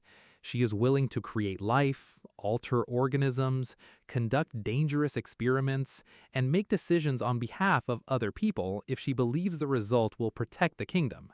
Her intentions are usually understandable, but the methods can be disturbing. This creates one of the most important contradictions in the Candy Kingdom. It is one of the safest places in Ooo because Bubblegum is extremely protective of it. But some of the things she has done in order to make it safe are exactly what make her history unsettling. The kingdom's stability is partly built on her willingness to control almost every variable she can. And that tendency didn't begin after Finn met her. It was there from the beginning. Bubblegum's earliest civilization-building efforts show that she wasn't simply interested in creating candy people. She wanted to understand how they functioned and how they could exist together. She created citizens with different personalities and roles, then organized them into a society. Over time, those experiments became increasingly sophisticated. The Candy Kingdom eventually developed schools, laws, technology, entertainment, military defenses, and an entire culture that feels much older than the individual citizens actually are. That apparent age is part of the illusion. The kingdom looks ancient because Bubblegum has spent centuries building it. This is especially interesting when compared with other kingdoms in Ooo. The Fire Kingdom has a history tied to its elemental inhabitants. The Ice Kingdom is connected to the ancient history of the Ice King and the elemental forces of Ooo. Other societies have evolved from populations that existed long before the main story. The Candy Kingdom is different because its civilization is closely tied to one individual's ability to manufacture and organize life. Bubblegum is therefore both monarch and architect. She doesn't just maintain the kingdom, she continually modifies it. That explains why the Candy Kingdom changes so often whenever Bubblegum discovers a new problem. If a security threat appears, she builds a defense system. If a creature causes trouble, she creates a countermeasure. If a scientific question interests her, she constructs a laboratory and begins experimenting. Her instinct is always to solve problems by creating something new. That approach is useful, but it also produces unintended consequences. One of the clearest examples is the creation of Goliad, the genetically engineered creature Bubblegum makes as a potential successor. Bubblegum wants to create someone who can eventually take responsibility for the kingdom, but instead of simply choosing an existing candy person, she uses science to produce a new being. The result is a creature with enormous mental abilities and a personality that quickly becomes dangerous because it doesn't share Bubblegum's emotional limitations. Goliad shows what can happen when Bubblegum's scientific abilities outpace her ability to predict the consequences. The same pattern appears throughout her history. She is extremely good at solving immediate problems, but the solutions can create larger problems later. This is one of the reasons the Candy Kingdom's past is so important.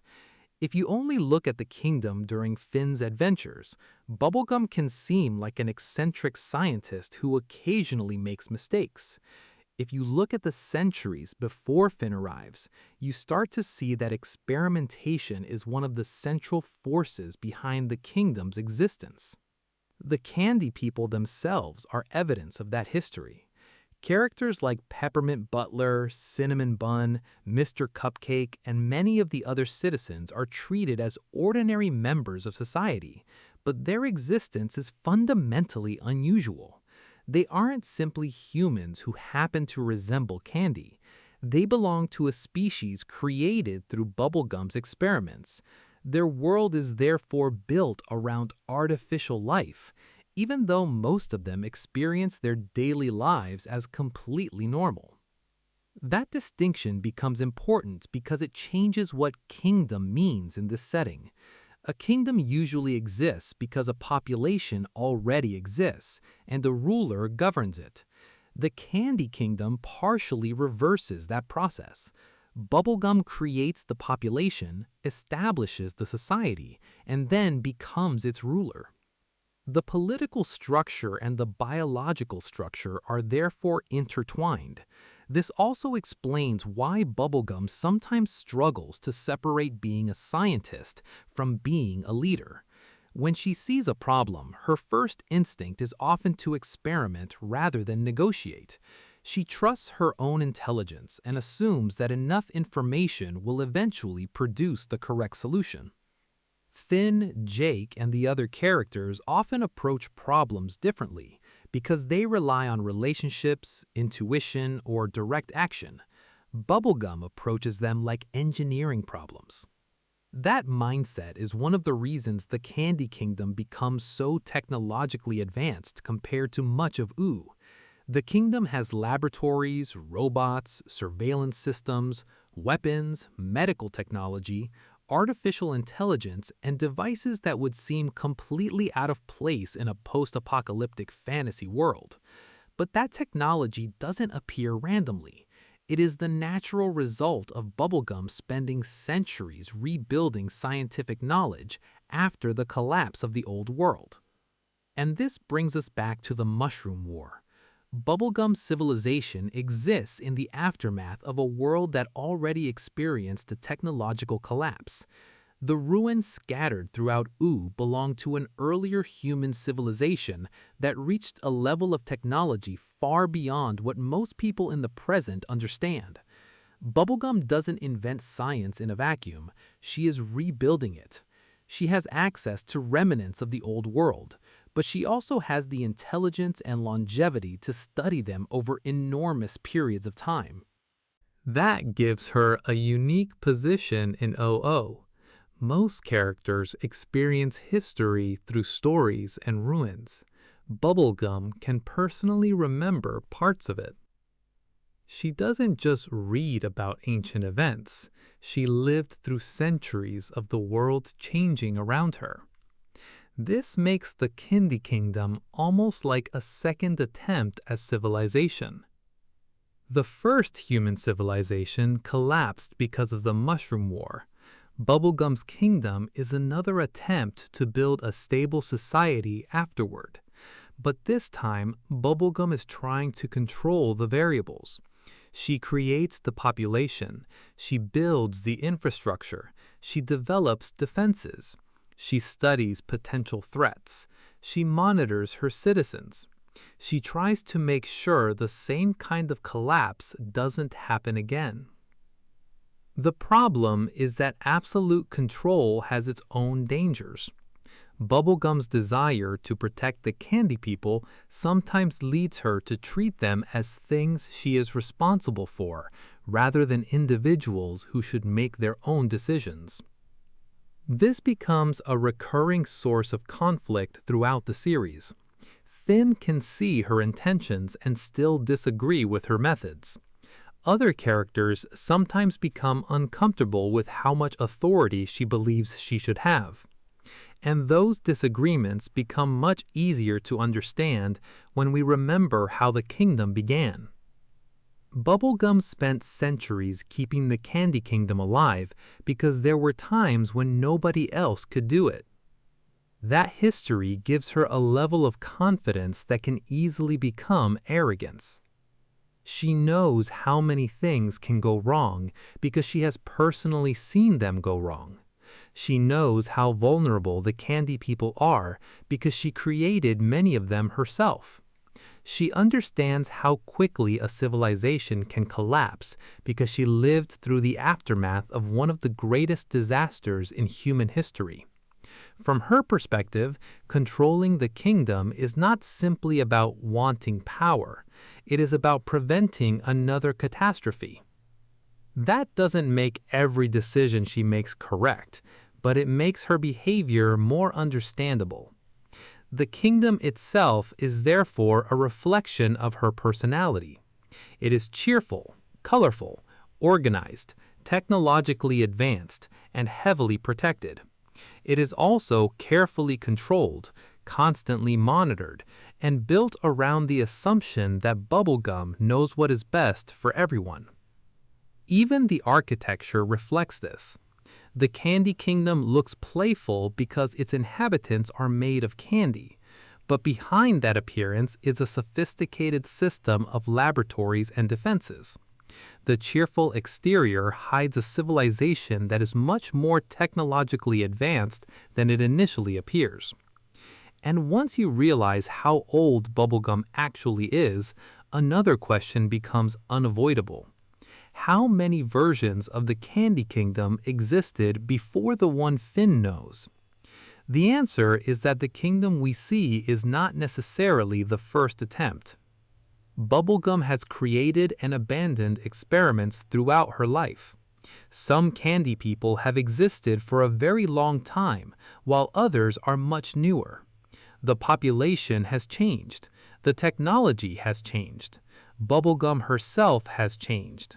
This means the Candy Kingdom should be understood as a civilization that has been repeatedly rebuilt, rather than a static place that has existed for centuries. That also explains why there are so many abandoned creations and forgotten corners associated with Bubblegum. Her history is full of things she tried that didn't work. And those failures are important because they show us the cost of her scientific ambition. If every experiment succeeded, Bubblegum's history would simply be a story about an incredibly intelligent scientist creating a perfect civilization. Instead, the series repeatedly shows us that creating life and controlling a society has consequences that even Bubblegum cannot always predict. Her abandoned experiments are essentially archaeological evidence of her past. They show us the versions of Bubblegum that existed before she became the princess Finn knows. And this is where the Candy Kingdom becomes much more interesting than its bright appearance suggests. It isn't just a cute kingdom full of candy people. It is the product of centuries of experimentation carried out by one of the oldest surviving individuals in OO. Finn enters that kingdom without knowing any of this. To him, Princess Bubblegum is simply the ruler who gives him quests and occasionally asks for help. The candy people are his friends. The kingdom is home base. But beneath that familiar environment is an enormous history that stretches back through the post-apocalyptic era and into Bubblegum's earliest attempts to create a new civilization. The kingdom existed before Finn and Jake arrived, but more importantly, it existed in forms they never saw.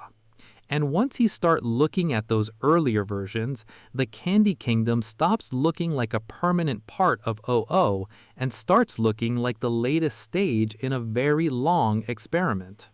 The Candy Kingdom we know is actually the result of a very long process, and one of the easiest details to overlook is how much of that process happened before Finn ever became involved with Princess Bubblegum.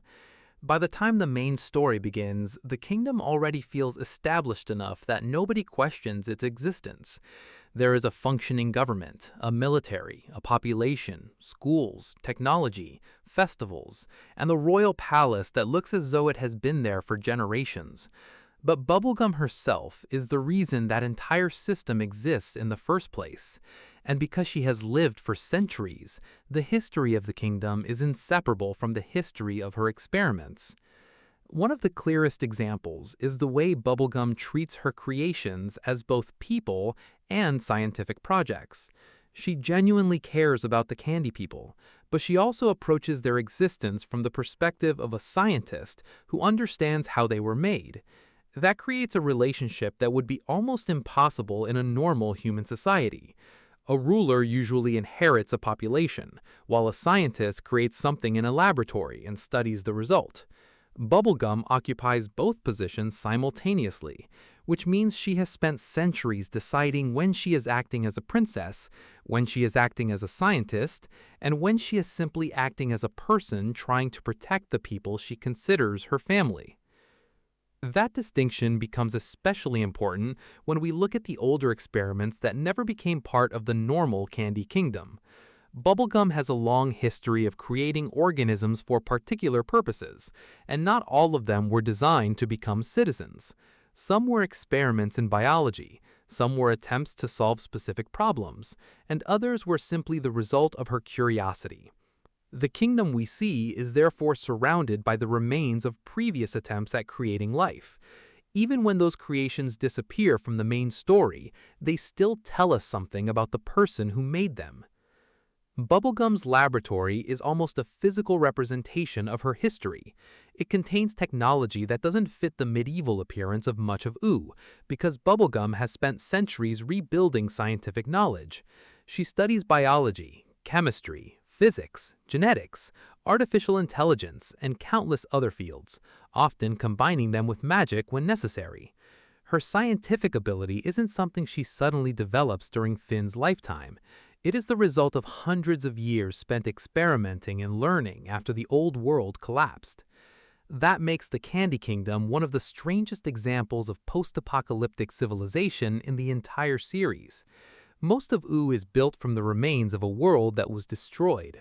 Ruined buildings, old technology, abandoned military equipment, mutated creatures, and forgotten locations are scattered across the landscape. Bubblegum takes a different approach. Instead of simply living among the ruins, she attempts to build something new. In that sense, the Candy Kingdom is a response to the Mushroom War.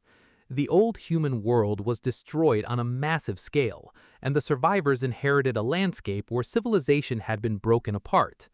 Bubblegum eventually creates a society that has many of the features of the world that came before. There is organized government, scientific research, infrastructure, education, security, and a stable population. The materials are different and the people are made of candy, but the underlying goal is recognizable: rebuild civilization. The difference is that Bubblegum wants to avoid the weaknesses that caused the previous world to collapse. She has seen what happens when powerful technology is uncontrolled. She knows that dangerous individuals can destroy entire populations. She understands that magical creatures can pose existential threats. She has watched civilizations disappear. Because of that experience, she becomes extremely cautious about anything she cannot predict or control. That is why the Candy Kingdom has so many defenses. Bubblegum develops surveillance systems and weapons because she knows OO is dangerous. She studies threats because she has lived long enough to understand that today's harmless creature can become tomorrow's catastrophe. She doesn't necessarily trust the world to leave her people alone, so she builds a kingdom that can protect itself. This is one of the reasons her relationship with Finn is so important. Finn represents a completely different approach to danger. He runs toward problems. Bubblegum tries to calculate them. Finn trusts his instincts and his friends, while Bubblegum trusts information and preparation. Their methods can complement one another, but they can also conflict. Finn sometimes thinks Bubblegum is being too controlling, while Bubblegum sometimes sees Finn as reckless. Both perspectives come from their histories. Finn grows up as an adventurer in a world where danger is normal. Bubblegum grows up watching civilizations disappear and knowing that one mistake can have consequences that last for centuries. That difference becomes especially important when Bubblegum starts creating increasingly powerful beings. Goliad is perhaps the clearest example. Bubblegum realizes that she will eventually need someone capable of taking responsibility for the Candy Kingdom, so she creates a new life form specifically for that purpose. But Goliad's intelligence develops in a direction Bubblegum cannot control. Instead of becoming a perfect successor, she becomes a being with enormous power and very little understanding of ordinary morality. The experiment demonstrates something fundamental about Bubblegum's approach to creation. She can design a body, she can provide intelligence, she can establish abilities and behavioral characteristics, but she cannot perfectly control the person who emerges from those ingredients. That is a lesson Bubblegum repeatedly has to learn. Creating life is not the same as programming it. The Candy Kingdom is filled with examples of this principle. The Candy People develop personalities that Bubblegum cannot completely predict. They form friendships, become jealous, fall in love, make mistakes, and sometimes act against her wishes. Even though Bubblegum helped create their society, they eventually become independent individuals.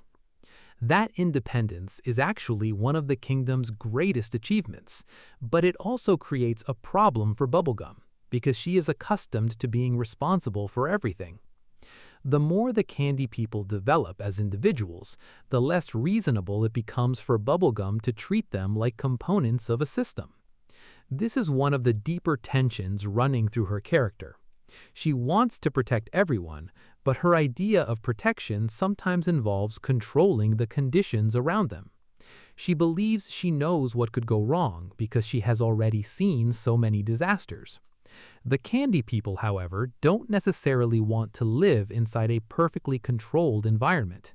They want to be people. And the irony is that Bubblegum created them to become exactly that. This is why the history of the Candy Kingdom cannot be separated from Bubblegum's personal development. The kingdom changes because she changes.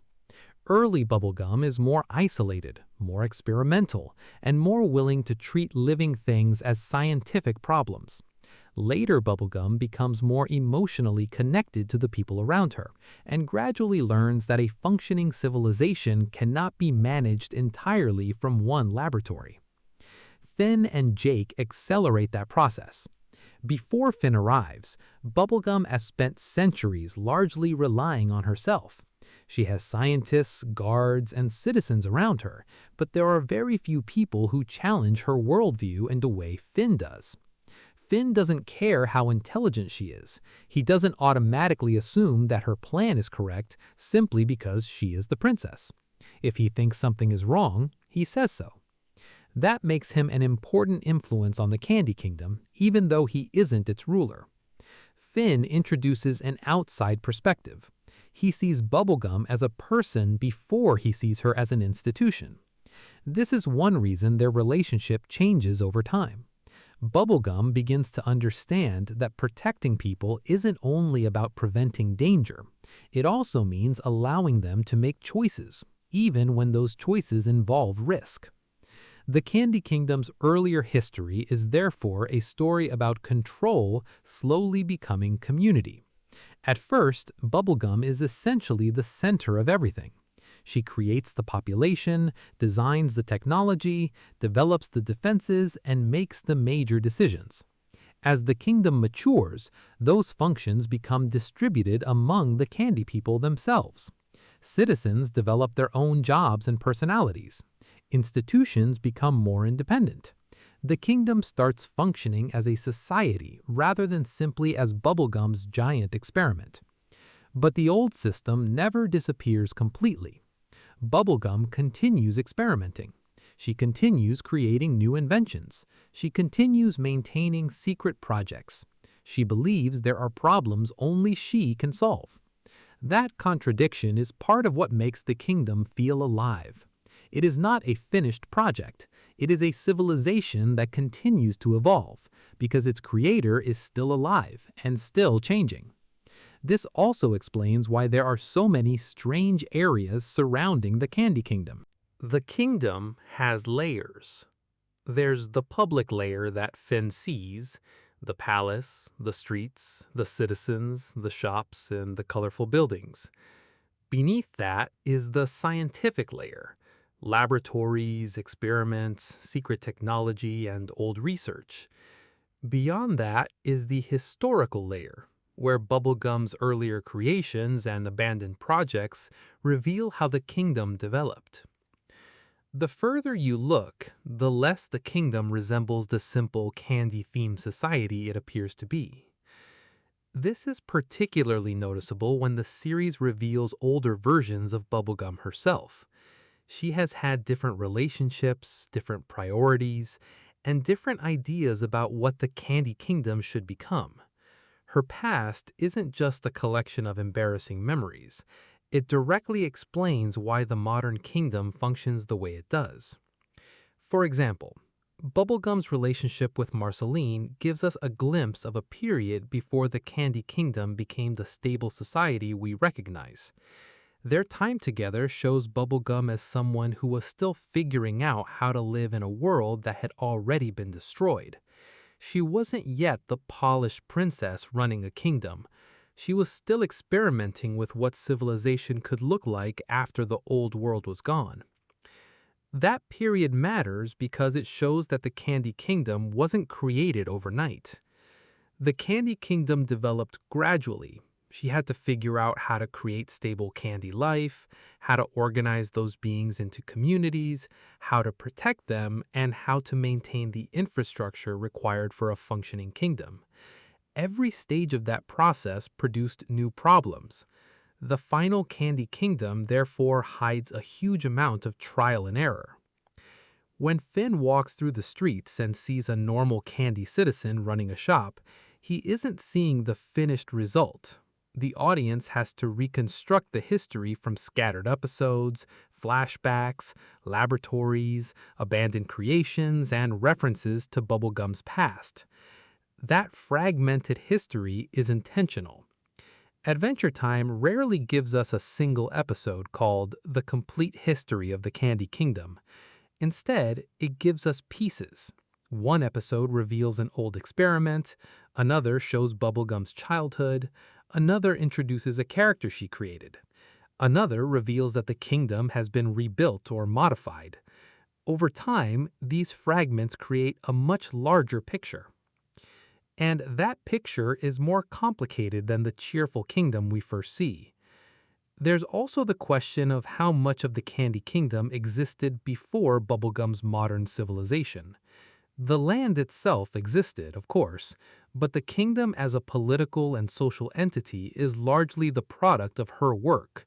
This means that when people talk about the Candy Kingdom as though it were an ancient institution, they're partly talking about Bubblegum's longevity. A society can become culturally old surprisingly quickly when its founder remains alive for hundreds of years. Bubblegum remembers the kingdom's early days. She remembers when its population was smaller.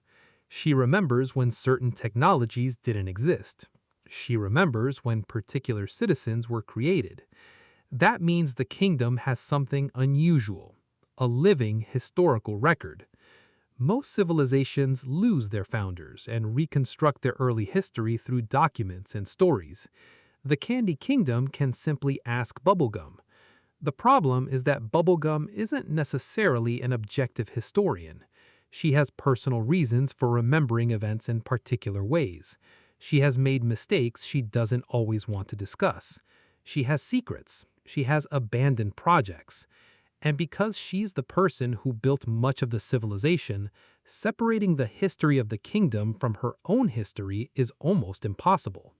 This becomes particularly interesting when the kingdom's past contradicts its cheerful present. The Candy People live in a society that appears safe and uncomplicated, but many of them were created in laboratories. Their ruler has conducted dangerous experiments. Their kingdom has been attacked repeatedly. Some citizens have been transformed or altered. Others were created specifically to perform particular functions. The Candy Kingdom isn't innocent. It is engineered. That doesn't mean the Candy People aren't real people. In fact, the series increasingly emphasizes that they are, but their artificial origins remain part of their history. And that raises one of the strangest questions surrounding Bubblegum. At what point does something created as an experiment become a person? Adventure Time doesn't give us a scientific answer because it doesn't need to. The Candy People clearly experience emotions and develop individual identities. Their origins don't make their lives less meaningful. Instead, their existence challenges the assumption that artificial life is somehow less real than naturally occurring life. Bubblegum herself eventually has to confront that question. She creates life because she believes she can improve the world. But once those creations develop their own desires, she has to accept that they are no longer simply her projects. That is one of the most important transitions in the history of the Candy Kingdom. The kingdom begins as something Bubblegum builds. It eventually becomes something that exists beyond her. And that is the real answer to what happened before Finn and Jake arrived. The Candy Kingdom wasn't sitting there waiting for Finn to become its hero. It had already gone through centuries of development, experimentation, mistakes, and reconstruction. Finn enters the story near the middle of a much older process. He doesn't create the kingdom's history, he becomes part of it. That distinction matters because it changes how we understand Finn's role in Ooo. Finn often feels like the central character because the story follows him, but the world around him is full of civilizations that existed before he was born. The Candy Kingdom is one of the clearest examples. Bubblegum was already an ancient figure by the time Finn became an adventurer, and her kingdom already had its own complicated history. Finn simply arrived during one particular chapter, and because he became close to Bubblegum, he eventually became involved with problems that had been developing for centuries. This is why so many Candy Kingdom stories involve old secrets resurfacing. Finn isn't constantly discovering brand new threats. He is often encountering the consequences of things Bubblegum did long before he knew her. An old experiment returns. A forgotten creation becomes dangerous. A previous decision has unexpected consequences. A scientific project reveals something about Bubblegum's past. The present is constantly being affected by the kingdom's history. That is exactly what you would expect from a civilization built by someone who has lived for centuries. The Candy Kingdom doesn't have a clean beginning and a clean present. It has layers of history stacked on top of one another. And once you see those layers, the cheerful streets look different. The candy houses aren't just decorations. The citizens aren't just jokes. The laboratory isn't just a place where Bubblegum invents gadgets for Finn.